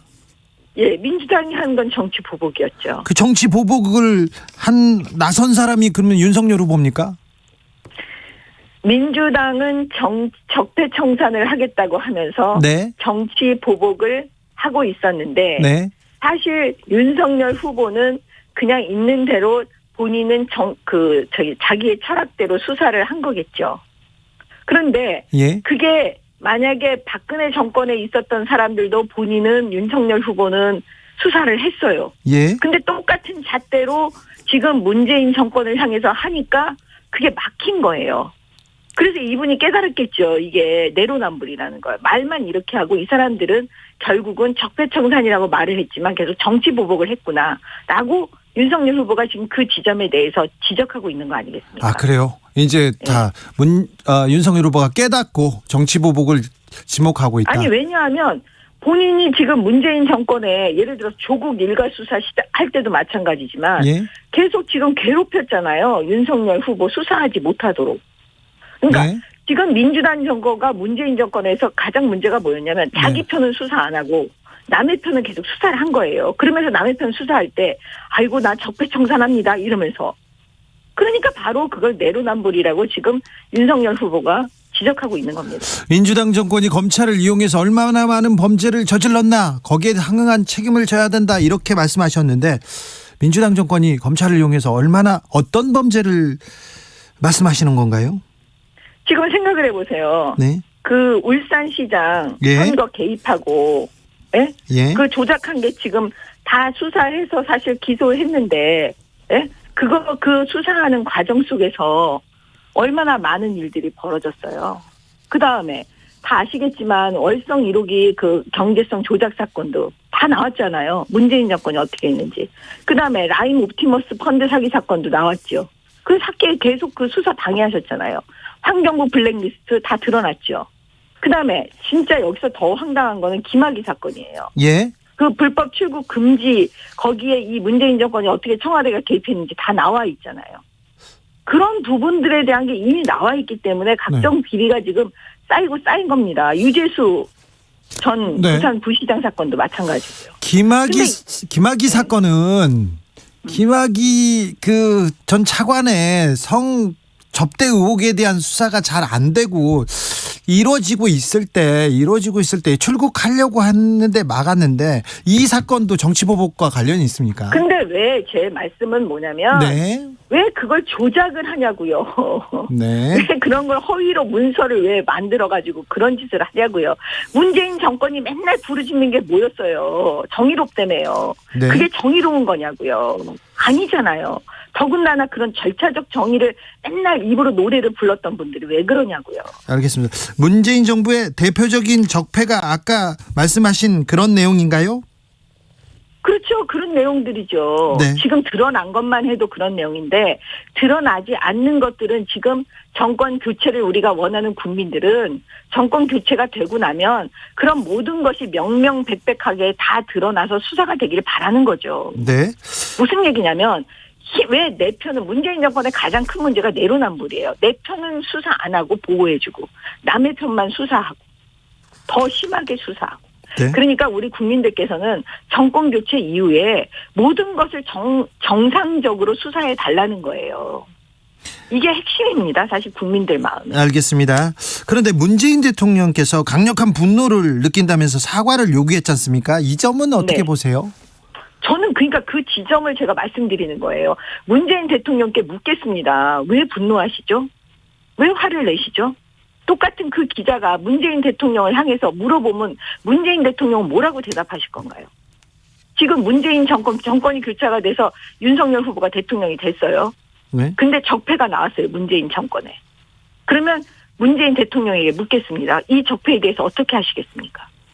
그러면 저는 문재인 대통령도 수사해야죠. 이렇게 대답하실 거라고 본다니까요. 네. 왜 화를 내시냐고요. 본인이 여태까지 적폐청산한다고 하면서 여태까지 그걸 자랑삼아 하셨던 분이. 네. 이상하잖아요. 윤석열 후보가 한동훈 검사장은 독립운동가 같은 사람이다 이렇게 하면서 중요한 자리에 갈 것이다. 이렇게 대통령이 되시겠다는 분이 특정 측근 검사 얘기를 이렇게 입에 올리는 거는 좀 부적절하다 이런 입장도 있습니다.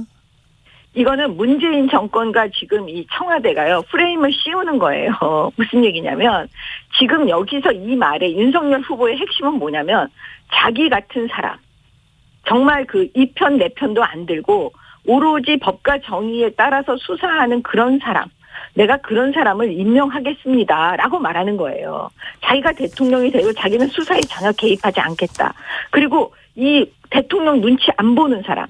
그런 사람을 총장으로 임명하겠다. 이런 뜻인 거지. 그걸 가지고 네. 그 다른 의미로 막 얘기하면 저는 그거는 또 프레임. 민주당이 알겠습니다. 늘 잘하는 네. 그런 프레임을 씌워가지고 지금 그 윤석열 후보를 공격하는 거죠. 그러면 윤석열 후보의 말이 하나도 틀린 게 없네요.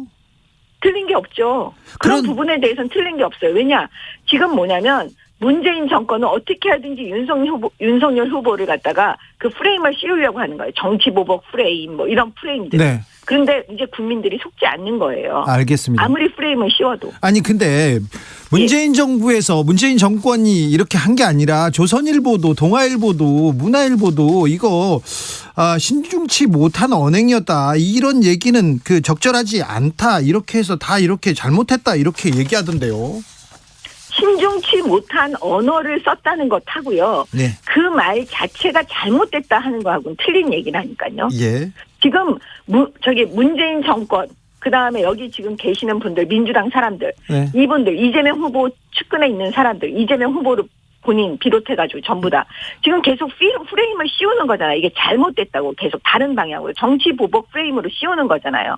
그런데 조선일보하고 동아일보가 이 말 자체에 대해서 정치 보복 프레임에 분명히 민주당이 이렇게 씌울 거니까 네. 그런 말을 조심해라. 좀 신중해야 되지 않겠냐 이렇게 얘기한 거지 그 말 자체가 잘못됐다고 말한 건 아니라니까요. 그래요. 동아일보 사설에서는 최측근 검사장 독립운동가 빗댄 윤석열 검찰공화국 예고하나 이러면서 비판했습니다. 문화일보도 비슷한 얘기를 했는데요. 그런데 김건희 씨가 짓고 나면 어떤 기자들은 가만 안 둘 것 이렇게 물어봤을 때 그냥 홧김에 한 거다 이렇게 윤석열 후보가 말한 거는 자기 주변 사람들한테는 너무 관대한 거 아니냐 이런 지적도 있어요.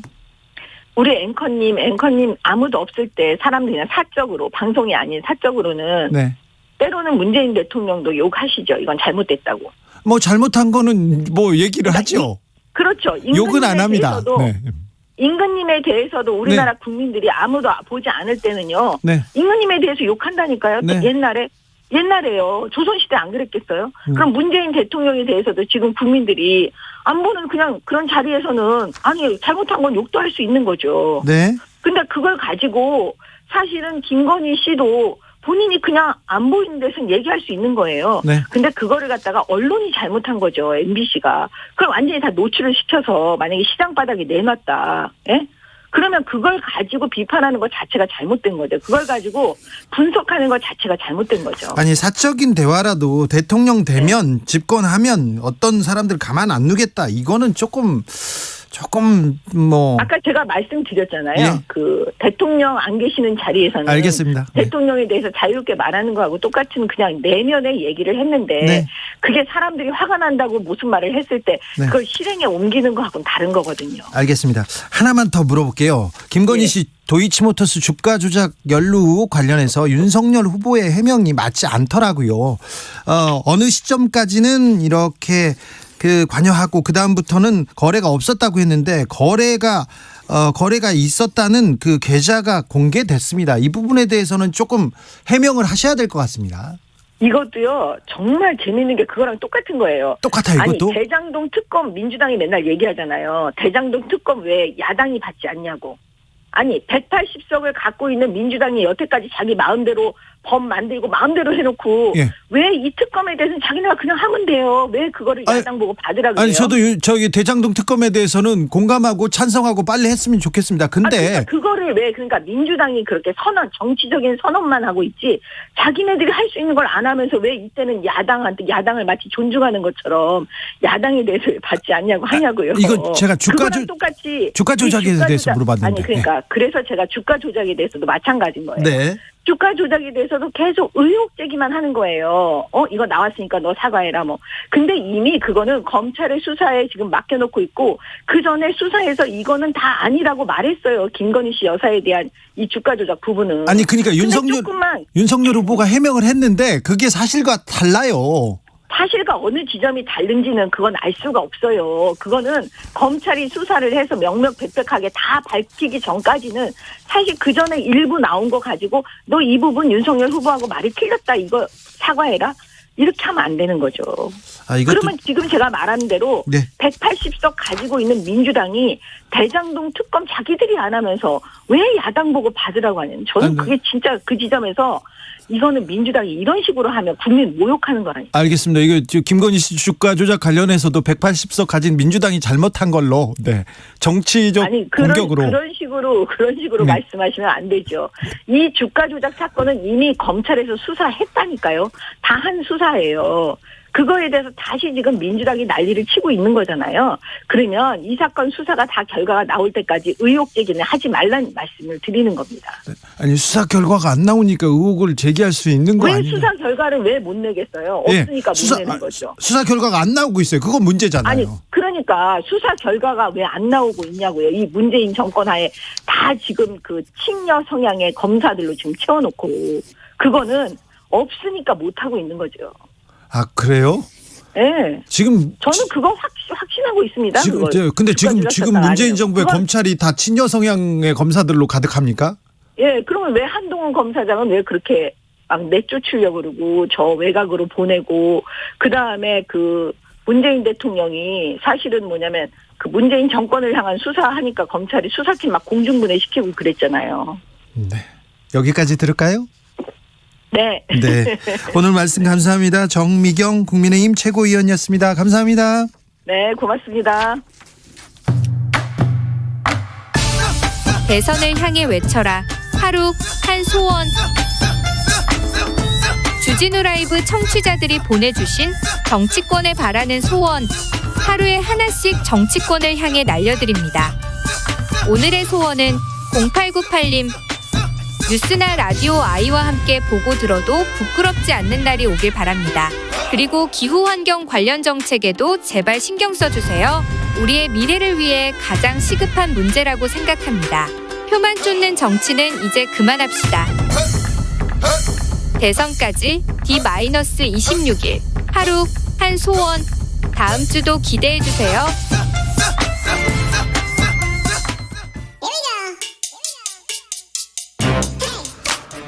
뉴스를 향한 진지한 고민, 기자들의 수다. 라이브 기자실을 찾은 오늘의 기자는 진지합니다. 진지하기만 합니다. 미디어 오늘 정철훈 기자. 안녕하세요, 정철훈입니다. 네, 오늘은 어떤 이야기? 최근에 그 이재익의 시사특공대라고 SBS 라디오 네. 프로그램인데요. 네. 이 그 진행자였던 이재익 PD가 네. 민주당 항의로 프로그램에서 하차하게 됐다 이렇게. 그러게요. 어떤 일입니까? 이게 저도 좀 되게 납득이가 어려운데 4일 방송에서 소개한 DJ DOC 노래가 있었습니다. 네. 나 이런 사람이야라는 노래인데 가사를 보면 나에게는 관대하고 남에게는 막대하고 이 카드로 저 카드 맞고 이런 가사가 있습니다. 이게 이재명 후보를 겨냥해 불공정한 방송을 했다. 네. 는 취지로 민주당 쪽에서 항의를 했고 네. 그래서 SBS 쪽에서 이제 하차를 통보했다는 겁니다. 그런데 아니 이재익 PD가 이런 얘기를 할 수도 있는데 또 민주당에서도 항의도 할 수 있잖아요. 근데 SBS에서 진행자를 바로 바꿔요? 그러니까 요게 좀 납득이 어려운 대목인데요. 일단 이재익 PD는 내가 의도했던 방향은 내로남불 비판이었다 그러면서 특정한 후보를 이제 지정했던 건 아니고 다시 프로그램으로 돌아가고 싶다는 입장이고. 네네. 특정한 후보를 비판했다고 할 수도 있고 할 수도 있지요. 해석의 여지가 있는데. 근데 이제 SBS 노동조합이 어떤 입장을 냈냐면 정치권의 항의가 있자마자 진행자 교체를 한 삭측도 책임을 피할 수 없다. 저도 이 부분에 대해서 대선이나 선거를 앞두고 정치권에서 언론사에 항의 방문도 하고 항의 많습니다. 네, 최근에 많습니다. 네, 많습니다. 많이 받아요. 다 봤습니다. 그런데 그렇다고 해서 바로 이렇게 있자마자 이렇게 하차라. 이례적이긴 합니다. SBS 라디오 센터의 경우는 방송 내용에 대해서 캠프 측 항의가 있었던 건 사실이다. 그래서 항의는 종종 있었던 일이고 이 때문에 이 PD가 하차한 것은 사실과 다르다. 또 이런 주장을 합니다. 그래서 그럼 도대체 이게 어떤 일인가 싶어서 지금 노사가 진상규명에 나서겠다. 이런 입장을 밝힌 아무튼 진행자가 그렇게 얘기할 수도 있고 또 정치권에서 비판할 수도 있습니다. 그런데 그걸 가지고 바로 이렇게 SBS에서 왜 이재익 PD를 그리고 SBS PD들은 몇 명이 라디오 PD가 가족 같아가지고 관계가 다 좋은데 왜 갑자기 이런 통보를 했고 이재익 PD는 화가 났을까? 그 회사에서는 무슨 일이 있었을까 궁금합니다. 그래서 민주당의 민주당의 항의가 잘못됐다는 비판도 가능하지만 왜 SBS가 이렇게 쉽게 진행자를 또 하차시켰냐 이런 비판도 가능해 보여서 그렇죠. 그 대목은 좀 지켜봐셔야 될 것 같고요. 아무튼 그리고 이런 상황에서 언론 현업 단체들이 또 최근에 이 기자회견을 갖고 이 거대 야당 이 두 정당에서 이 노골적인 편성 개입, 습관성 항의 방문 이걸 통한 언론 겁박, 소송 위협 이게 이어지고 있다 그러면서 이건 또 문제가 있죠. 지금 대선판이 민주정부 지도자를 뽑는 과정인지 되묻게 한다라면서 두 거대 정당을 이제 싸잡아 비판하기도 했습니다. 5801님께서 주 기자님 SBS였으면 10,000번 교체됐어요. 항의했다고 바로 하차명. 그렇죠. 저는 10,000번 정도 교체됐는데 중요한 거는 SBS에서는 저를 안 부릅니다. 못 부릅니다. 저도 가본 저 한 번 가봤습니다. 그래요? 한밤의 TV연에. 그렇습니까? 저도 음악 프로는 가봤어요. 음악 프로는 가봤습니다. 제가 SBS에 예능 프로에 출연한 적이 있었어요. 김재동 씨가 진행하는 힐링 캠프라고. 거기에 그날 초대 손님은 이승환 씨였고 류승환 감독, 강풀 그 작가랑 이렇게 갔는데 저는 말이 나오는데 팔뚝만 나오더라고요. 그때 상당 부분 편집돼가지고 걸로. 저한테 굉장히 재밌다고 PD가 너무 감사하다고 했는데 급하게 막 전화가 왔더라고요. 위에서 하도 뭐라고 해가지고 급히 잘랐다고. 그러면서 나중에는 언론에는 주진우가 말을 못해가지고 너무 못해가지고 재미없어서 잘랐다고 얘기하는데 그때 그런 얘기하면은 할 말 많은데. 아무튼 그 언론 현업 단체에서는 이제 그 두 정당 후보의 언론관에 대한 문제의식을 갖고 있는데 오늘 대선 후보 토론에서 이 대선 후보들의 언론관을 점검한다고 합니다. 오늘 기자협회 주간 토론회에서 한번 지켜보시면. 지켜보시죠. 네. PD 수첩 작가가 간첩이다 이런 내용이 황당한 문건이 있었다고요? 예, 이명박 정부 시절 국가정보원이 그것도 국정원이 만들었어요? 예, 국정원이 MBC PD 수첩 탄압 과정에서 PD 수첩 작가를 상대로 대공 차원의 내사가 필요하다 이 문건을 작성했던 것으로 드러났습니다. 대공이라면 간첩이요? 예, 간첩으로 간주하고 내사를 통해 탈탈 털어내서 간첩몰이를 하겠다는 기획이었는데 네. 예전에 진행자께서도 그 류승환 감독이랑 간첩 찾으러 다니신 적 있으시죠? 간첩 다큐멘터리도 만들었어요. 예. 네, PD수첩 8일자 방송을 보면 PD수첩 정재용 작가 무리행태 대공차원 검토 필요 이 문건이 작성되어 있습니다. 2012년 8월 7일자. PD수첩 작가 대공차원 검토. 간첩. 무섭습니다. 불과 이게 10년 전에 만들어진 문건인데 네네. 사회 변혁이라는 이념 실현을 목적으로 1995년 MBC 작가로 들어가 2000년부터 PD수첩 작가로 기용된 이후 종북 좌파 이념 전파에 집중 이렇게 문건에 나옵니다. 네. 정재용 작가가 PD수첩에서만 12년 일했었는데. 네, 저도 잘 알고 굉장히 훌륭하시고요. 네, 대단하신 분이죠. 내공이 깊은 작가입니다. 근데 이제 국정원이 정 작가를 가리켜서 종북 이념에 심취했으며 이념 편향 방송을 주도하는 등 사회 혼란 이야기를 지속하고 있는 바 대공타원의 내사가 필요하다 이렇게 나옵니다. 이분이 문건에. PD수첩의 왕작가였고요. PD수첩에서 굉장히 만드는데 주요한 활동을 했어요. 그래서 제작을 주도했다고 이렇게. 네. 그러니까 지금까지 공개된 언론인 사찰 관련 국정원 문건 중에 대공 내사 대목은 이게 최초입니다. 네. 공개가 안 돼서 그렇지 이런 대목이 더 많을 것 거예요. 같습니다. 그런데 문건을 보면 이 구체적인 대공 혐의가 없습니다. 문건에 옛날에 운동권이었다는 얘기밖에 없어서. 네, 이분하고 이념 전혀 없어요. 예, 그래서 상당히 심각한 문제지 생각보다 좀 이슈가 안 되고 있다는 생각이 들고요. 예. 2009년 9월자 문건을 또 보면 손석희는 100번 토론에서 무조건 빼고 시선 집중은 일단 교체하는 것을 원칙으로 하되 땡땡땡 연예인 제거에 따른 논란이 진행되는 것을 보아가며 탄력적 대응이라는 문건 대목도 있는데 연예인 제거했을 때 논란이 있었나 보죠? 여기에 이 땡땡땡 연예인이 김제동 씨로 추정이 되고 있습니다. 네. 김제동은 종북이 아니라 경북이라고 그렇게 말씀을 드렸는데도 이분이 옛날에 박정희 전 대통령 굉장히 존경한다고 얘기하고 그리고 조선일보, 중앙일보 그런 데에서도 강연도 많이 하고 그랬던 사람이에요. 예, 이번에 PD수첩 문건 보면 김제동 씨 또 나오는데요. 네. 김제동 씨가 이제 무한도전에 과거에 이제 여러 차례 출연한 걸 두고 MBC 주요 오락 프로그램에서 일회성으로라도 자주 출연하는 것에 대한 문제제기가 필요하다. 이 대목도 국정원 문건에 나옵니다. 네. 그리고 2011년 1월 10일자 MBC 내 좌편향 인물 활동 실태 국정원 문건에 김태호 PD가 좌편향 PD로 분류가 돼 있었습니다. 김제동 출연시켰다고? 네. 모친소라고 못생긴 친구를 소개한다는 거기에 김제동이 나왔습니다. 모친소에 그럼 김제동을 불러야지. 그럼 누굴 부릅니까? 네, 그렇습니다. 네, 문제는 이제 앞서 말씀드린 이런 문건이 다 청와대에 보고됐었다는 점이고요. 2009년 9월부터 2010년 7월까지 청와대 홍보수석 이동관 씨였습니다. 현재 국민의힘 중앙선대위 미디어 소통 특별위원장인데 거기에서 계속 보고받고 지시했죠. 네, 여기에 대한 어떤 입장이냐 제작진이 물어봤는데 기억이 나지 않는다라고 하셨고요. 이동관 씨가 음식점에서 나오다가 서 있는 김제동과 저를 봤어요. 그래놓고 김제동 씨 좋아합니다.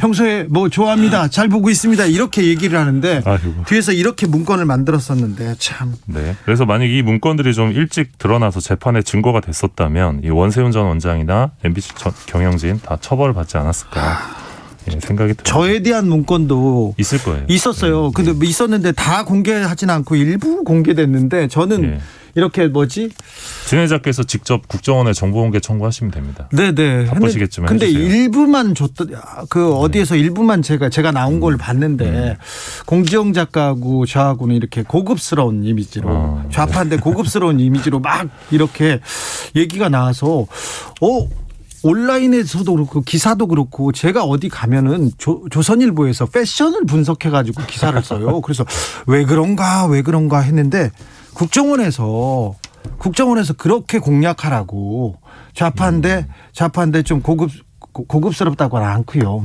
아무튼 좀 그런 공략이 있었더라고요. 참. 5484님 아니 국정원 문서라고요. 예능 극본이 아니고요. 아니고 국정원에서 이렇게 만들었습니다. 5405님 국정원 저도 할 수 있을 것 같아요. 그러니까요. 그러니까 이런 부당한 이 사찰 탄압 기록을 낱낱이 밝히고 기억해야 되는데 안 그러면 지금 이게 반복될 우려가 있기 이게 때문에. 이명박 정부 때 있었던 일이에요. 박근혜 정부 때까지 이어졌는데 이명박 정부 때는 어떤 일이 있었냐면 제가 MBC에서 인터뷰 프로그램을 진행하고 있었어요. 진행하는데 원세훈 원장에 대해서 한마디 했거든요. 한마디. 국정원장이 박원순 전 서울시장을 그 개인을 국정원에서 고발을 했어요. 그러니까 이거는 고발 사안이 아닌 것 같다. 둘이 좀 얘기해서 풀면 될 문제인데 이런 얘기를 했다는 이유로 아침에 방송했는데 낮에 잘렸습니다. 다 그 국정원에서 움직였던 일이었는데 자 그런 일이 불과 몇 년 전에 있었습니다. 네, 그렇습니다. 자, 마지막으로 만나볼 뉴스는요? 네, 제가 오늘 중앙선거 여론조사 심의위원회에 들어가 보니까 네. 올해 1월부터 오늘까지 등록된 여론조사 결과만 무려 323건이었습니다. 아, 맞네요. 그래서 지금 학계에서 여론조사만 쳐다보는 대선 보도 아니냐 이런 네. 비판이 나오는데요. 이상하고 가학적이지 않은 여론조사도 너무 많은 것 같아요. 예, 맞습니다. 그 한국언론진흥재단 조사를 보면요. 네. 이 유권자 10명 중에 2명 정도만 이 여론조사 전화가 오면 응답을 하고 있는 것으로 나타났습니다. 응답 잘 안 하죠. 예, 젊은 층일수록 더 응답을 안 하고 네. 이제 중장년층일수록 전화를 잘 받아주고 계시는데요. 그래서 여론조사 전화를 받는 분들이 되게 어떻게 보면 정해져 있는 것도 그렇죠. 있습니다. 네. 저희 장인어른한테도 전화가 계속 옵니다. 네. 그래서 이런 대목들이 하나 있고 또 몇 시에 전화하냐에 따라도 다르고 또 유선으로 하느냐 무선으로 하느냐에 따라도 대단히 다르고. 다르죠. 예, 그래서 좀 너무 여기에 근데 좀 치우쳐 있다 보도가. 근데 여론조사에서 이상하거나 튀는 그 수치가 나오면 언론에서 크게 쓰거든요. 또. 네, 맞습니다. 거기에 또 의미부여를 하게 되는데, 그러니까 네. 저널리즘이 여론조사를 조직하고 정치인은 매일 아침 저녁으로 배달되는 여론조사에 따라 고무되고 좌절하면서 대단히 단기적으로 자신의 발언을 조종하고 있다. 이게 이제 정준희 교수의 지적인데, 이에 따라서 여론조사 공표 기준을 좀 높이거나 또는 유권자들이 요구하는 것을 구체적으로 보여줄 어떤 대안적 여론지표 개발이 필요하다 이런 지적이 있습니다. 알겠습니다. 송대현님께서 그런 조작을 하던 인간들이 아직도 국정원에 다니고 있나요? 다 다닙니다. 그대로 다닙니다. 김하영 씨 댓글을 써가지고 이렇게 댓글 공작을 하다가 셀프 감금을 했던 김하영 씨는 저희가 말을 해가지고 저희가 방송에서 얘기를 해서 승진이 취소됐었는데요. 그 이후에 바로 승진했습니다. 대표로 승진했습니다. 네. 그런 국정원 직원들 다 그대로 있습니다. 기자들의 수다. 지금까지 탐구하는 기자 정철훈 기자였습니다. 감사합니다. 고맙습니다. 교통정보센터 다녀오겠습니다. 이현 씨. 네, 집에 빨리 가고 싶으실 텐데요. 확실히 금요일이라서 퇴근길이 많이 밀리고 있습니다. 오늘은 충청권 곳곳에서도 고속도로 정체 이어지는데요. 중부 내륙고속도로 양평 쪽으로 북충주 부근부터 5km가량 속도가 떨어집니다. 중부고속도로 남이 쪽은 진천 일대 11km 구간 정체고요. 오창에서 서청주 쪽으로도 막히고 있습니다. 반대 하남 방향 일죽에서 모가까지 속도를 줄이다가 경기 광주에서 중부 1터널, 동서울 요금소에서 하남 쪽으로 정체입니다. 경부고속도로 서울 쪽입니다. 안성 휴게소에서 오산까지 가장 어렵게 지나고 있고요. 기흥 동탄에서 수원까지나 양재에서 반포 사이로 가다서다를 반복합니다. 서울 시내 간선도로 위에는 사고도 계속 나고 있습니다. 서부간선 지하도로 고속도로 쪽으로 나가는 길인데요. 사고를 처리하면서 전 구간 지나는데 30분 이상 걸리겠습니다. KBS 교통정보센터였습니다.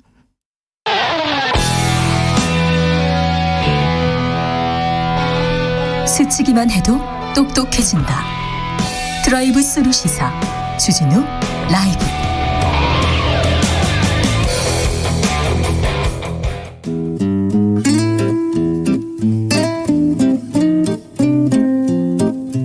현실에 불이 꺼지고 영화의 막이 오릅니다. 영화보다 더 영화 같은 현실 시작합니다. 라이너의 시사회.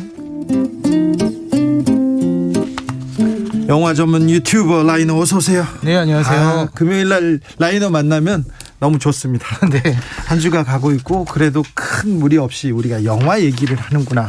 또 영화 속에서 이 현실을 들여다보는구나. 그래서 마음이 좋습니다. 자, 오늘은 어떤 얘기 해주시겠습니까? 예, 최근 가장 화제가 되는 것은 중국의 모습인 것 같습니다. 네.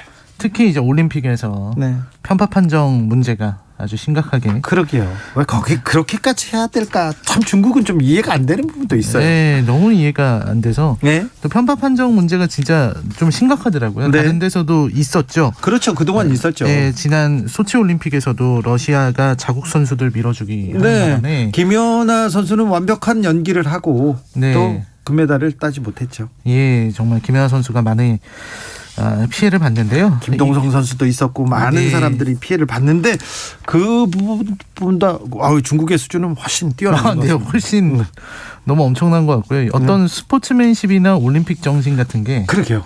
국가의 선전 앞에서 그냥 중요하지도 않아요. 사라져 버렸습니다. 네, 중요하지도 않습니다.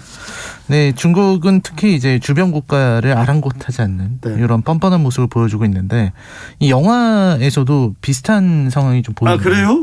네, 영화에서 이제 중국은 애국주의 영화 시대가 열렸는데요. 그래요? 네. 요즘 애국주의 영화 시대가 제가 2019년부터 예. 중국 박스오피스를 매주 들여다봤습니다. 아, 그런데요? 매주 들여다봤는데 좀 상상하기 어려운 중국의 영화들이 중국은 되게 신기해요. 네. 어떤 특정 기간을 놓고서 외국 영화들을 전부 다 못 들어오게 해놓고 자국 영화만 트는데 그때 작정을 하고 이제 자기들의 애국주의 영화를 틉니다.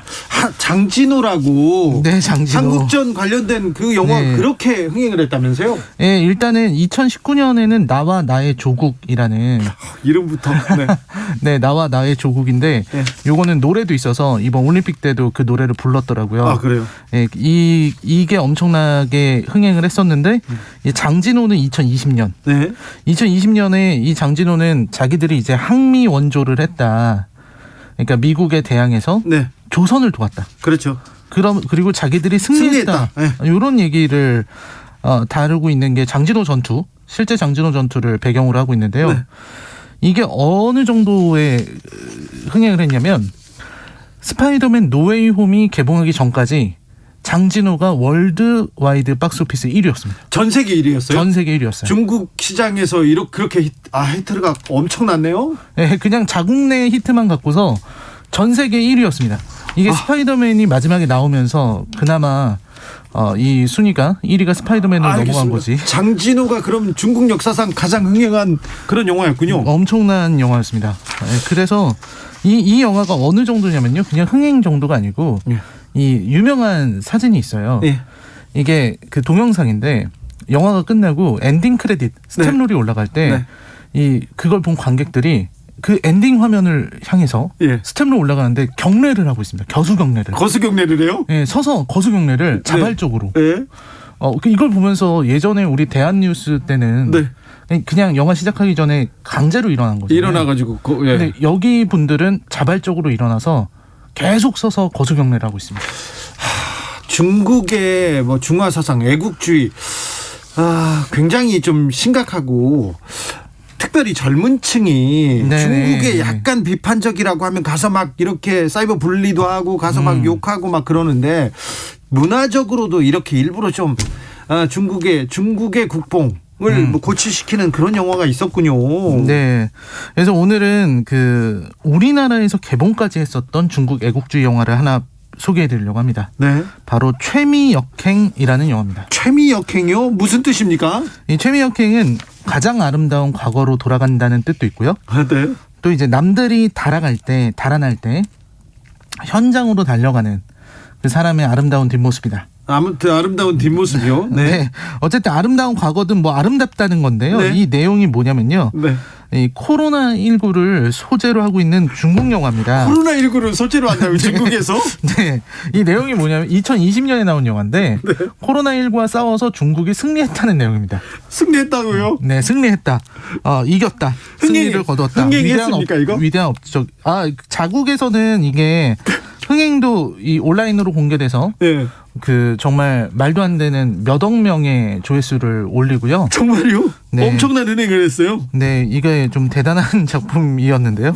우리나라에도 들어왔습니다. 우리나라에 들어와서 몇 명이나 봤어요? 우리나라에서는 553명이 보았습니다. 553명. 중국 사람들이 좀 봤겠구나. 네, 저도 그 중에 한 명이었고요. 그래요? 네. 돈 내고 보셨다고요? 네, 제가 시사회를 놓쳐서 제 돈 내고 가서 영화관에 저 혼자 앉아 있었습니다. 그래요? 네. 영화관을 통째로? 네, 영화관 통째로 해서 봤는데요. 네. 이 영화가 있습니다. 자기들이 코로나를 극복했다. 어땠어요? 혼자서 봤는데 이 영화 딱 보고 어땠습니까? 영화관을 보면서 제가 저 스스로 정말 너무 큰 충격을 받았고요. 그러니까 중국이 영화 만드는 수준이 많이 높아졌다 이런 얘기를 하는데 미나님도 지적합니다. 예전에 중국 영화 좋은 영화 많았어요. 해외 영화제에서도 많은 상 받았는데 요즘은 전혀 볼만한 게 없어서 안 보게 됩니다. 옛날에 장애모 그리고 붉은 수수밭도 저도 잘 봤던 것 같고요. 그리고 네네. 또 여러 영화 많이 봤어요. 근데 이제 그 장혜모 감독도 얼마 전에 애국주의 영화를 하나 만드셨고요. 네. 천카이거라고 네. 아주 유명하잖아요. 네. 그분이 이 장진호 속편을 만드셨습니다. 그래서 지금 중국 영화의 수준은 이게 국가가 감독님. 개입이 되면서 네. 굉장히 심각하게 예술이 무너지고 있다. 그러니까요. 이렇게 말씀드릴 수 있죠. 영화 속으로 들어가 보겠습니다. 네, 영화는 이제 정잉이라는 주인공. 네. 정잉이 이제 결혼을 앞둔 여자인데요. 네. 이분은 철도 공안이에요. 철도 공안. 고속철도를 타는 공안이고 네. 옐롱은 형사. 네. 중국식으로는 또 공안이죠. 네. 그래서 둘이 이제 결혼을 한 해 만에 하고 있는데 네. 이제 내용은 그런 겁니다. 이제 우한에서 이 코로나가 발견이 돼서 네. 이제 모두가 힘낸다 이런 내용인데 벌써 재밌네요. 재미는 있네 일단. 네. 벌써 재밌어. 너무 이게 영화가 황당해서요. 네. 일단 정잉하고 옐롱이 이제 가족들이랑 모여서 얘기를 하는데 네. 얘기를 하다 말고 갑자기 84세 승객 이야기를 갑자기 합니다. 네. 대화를 하다가 그러니까 정잉이 갑자기 중난산 박사의 이야기다. 네. 이렇게 얘기를 하는 거예요. 네. 이 중난산 박사가 우한으로 가시는 거다. 네. 그래서 그 중난산이라는 박사가 우한의 이 병을 이기기 위해서 우한으로 가는 거죠. 코로나 시대에 우한으로 간다? 네. 병이 발병을 했으니까. 네. 이분이 아마 실제로 중국에서도 바이러스 전문가라고 합니다. 네. 그래서 자, 우리 영웅이 다시 우리 영웅이 영화에서 이런 얘기를 하는 거예요. 영웅이 기차에 칸이 없어서 식당 칸에 앉아서 간다. 이 얘기를 하면은 이제 그 옌룽의 어머니가 갑자기 먼 산을 바라보면서 눈물을 대단한 의사다. 위대한 의사다. 정말 훌륭한 이야기네. 네. 이렇게 얘기하면 다들 막 감동한 표정을 짓고요. 네. 이런 식의 어떤 노골적인 네. 선동. 네. 애국심 정말 고치. 애국심을 고취하는 장면이 너무 노골적이어서 네. 사람을 되게 놀랍게 만듭니다. 네. 그 다음에는 이제 경찰이 출동하는 장면으로 이어져요. 네. 경찰들이 쫙 서 있고 거기에서 이제 한 사람이 올라와서 연설을 합니다. 경찰은 결코 바이러스에 극복하지 않는다. 이렇게 외치면 경찰들이 쫙 출동하는 모습을 장엄하게 보여줍니다. 바이러스한테 이렇게 딱 코로나를 때려잡으러 가는 거죠. 그렇죠. 그런 총사 코로나한테. 코로나를 잡기 위해서 경례를 하고 출동하는 이런 경찰들의 모습이라든지. 코로나한테 경례 딱 하고 가서 막 총사. 그렇죠. 그다음에 이제 병원 장면은 정말 좀 황당한데요. 네. 병원은 이제 우한을 봉쇄하기로 했으니까 네. 의사들도 최선을 다해야 된다 이런 연설이 한번 나오고 예. 이제 의사 한 명이 갑자기 앞으로 나와서 호흡기 내과 전원 지원합니다 하면서 또 이상한 경례를 합니다. 제가 가겠습니다. 네, 저도 가겠습니다. 뒤에서 다 같이 나와서 네. 또 구호를 외쳐요. 약속한 것처럼. 네. 호흡기 내과 전원 지원 막 이렇게요. 네, 목숨을 다 걸고 뭐 하겠습니다. 뭐 이런 네. 똑같은 구호를 합니다. 호흡기 내과 하고 난 다음에는 이제 기다렸다는 듯이 이제 중환자실 전원 지원하겠습니다. 뭐 이렇게 서로 이렇게 앞으로 나서는 그런 내용인 거죠. 네. 그리고 이제 주인공들의 상태가 되게 심각한데 예. 주인공 정잉의 아버지는 역시 의사고요. 예. 그리고 정잉의 어머니는 2003년에 사스에 걸려서 돌아가신 분이에요. 또 그리고 그 딸인 정잉은 코로나에 걸립니다. 코로나 걸렸어요. 네, 범인을 잡다가 범인을 잡다가 걸리고요. 네. 여기 나오는 여자 딸들은 다 코로나에 걸리고 네. 다 죽습니다. 죽어요? 네. 죽어야 슬프니까. 그렇죠. 일단 누군가는 죽어야죠. 네, 누군가가 죽고 이제 여자 주인공이 죽습니까? 여자 주인공도 이제 코로나에 걸려서 네. 이제 엄청난 흔히 심파라고 하죠. 네. 네, 눈물 흘리고 이제 마지막에 남자 주인공이 예. 그래도 우리 결혼은 해야 된다 이러면서 죽어가는 여주인공 병원 결혼식. 이 장면이 되게 좀 겁도 납니다. 예. 이 휠체어에 정잉이 타고 파래진 얼굴로 네. 웨딩 드레스를 입고 산소호흡기를 킨 채로 네. 이렇게 나오는 거죠. 네. 그리고서 앨론과 같이 펑펑 울면서 만날 수가 이게 격리돼 있잖아요. 그렇죠. 유리벽을 사이에 두고 유리벽에다가 키스를 하는 그런 엄청난 장면들이 이어집니다. 코엘레님께서 이거 북한에서 만든 북한 영화입니까? 아니요, 중국 영화고요. 오경성님 이 영화 코미디 장르입니까? 김정우님 진짜 진짜 재밌겠네요. 진짜 재밌겠어요. 하지만 보지는 않겠습니다. 네. 보는 게 굉장히 괴로우실 수가 있습니다. 라이너가 이 영화를 소개한 이유가 있을 거예요. 네, 지금 저는 중국의 애국주의가 굉장히 광기에 가깝다 이렇게 생각을 하거든요. 네. 중국 영화 관심 있는 분들은 한번 보시면 정말 깜짝 놀라실 거예요. 지금 중국 영화가 수준이 있었는데 네, 그런 수준이 다 없어졌어요. 이게 국가의 프로파간다가 들어가면 이렇게 되나 봅니다. 네. 그리고 지금 소개했던 최미혁행의 모든 게 다 들어가 있어요. 네. 코로나19에 대한 중국의 태도, 네. 코로나를 자기들이 극복했다는 자신감, 네. 이런 게 전형적인 체제선전용인 거고요. 네. 그리고 문제는 이게 중국인들에게 통한다는 겁니다. 그러니까요. 이런 영화만 흥행한다면서요. 네, 이런 영화가 흥행을 하고 저도 제가 개인 방송을 할 때 네. 중국 유학생이라는 분들이 오셔서 정말 비판. 저한테 그렇게 말을 하셨어요. 뭐라고 하셨냐면 당신은 왜 할리우드 영화만 리뷰를 하느냐. 네. 미국 영화를 한 편 리뷰했으면 중국 영화도 한 편 리뷰해라. 네. 그거를 정말 진지하게 얘기를 하시는 거예요. 아니 오늘 리뷰했습니다. 이걸 어떻게 해요? 안 하는 게 낫지. 아무튼 그런 얘기를 그래서 전 이거 처음에는 이 영화의 어설픈 이 만듦새 때문에 네. 저도 조롱하고 비웃으면서 봤는데 보다 보면서 어느 순간부터는 못 웃겠더라고요. 너무 무서워서 무섭네요. 네, 너무 무서워가지고 이거에 감동하고 막 눈물 흘리는 중국인들의 모습이 떠오르니까 소름이 끼쳤습니다. 3778님께서 옛날 우리도 유사한 국민이었던 것 같아요. 영화 내용이 국민학생 시절에 있었던 옛날에 그렇죠. 반공 영화 또리장군 보세요. 북한 사람들은 북한군은 다 늑대고 네. 저기 김일성은 돼지로 나오지 않습니까? 0316님 애국주의 드라마도 많아요. 잘생긴 남주들로 흥행 이끄는 아적시대, 리적시대, 친해적, 열애적 뭐 등등 뭐 나옵니다. 네. 아무튼 중국에 대해서 많이 생각해 보게 됩니다. 네, 중국의 문화를 생각하게 됩니다. 중국 문화 좀 존중받을 것도 많은데 왜 이렇게 본인들이 그렇게 이렇게 떨어뜨리는지 잘 모르겠습니다. 시사회 잘 봤습니다. 최미혁행 잘 봤습니다. 라이너 감사합니다. 네, 고맙습니다. 저는 여기서 인사드리겠습니다. 돌발 퀴즈의 정답은 리투안입니다. 리투아니아. 그리고요 저는 내일 오후 5시 5분 주진우 라이브 스페셜로 돌아오겠습니다. 주진우였습니다. 여기 아주 특별한 책이 있습니다. 서점에서 볼 수 없지만 베스트셀러보다 더 많은 사람들이 보는 책. 책은 책인데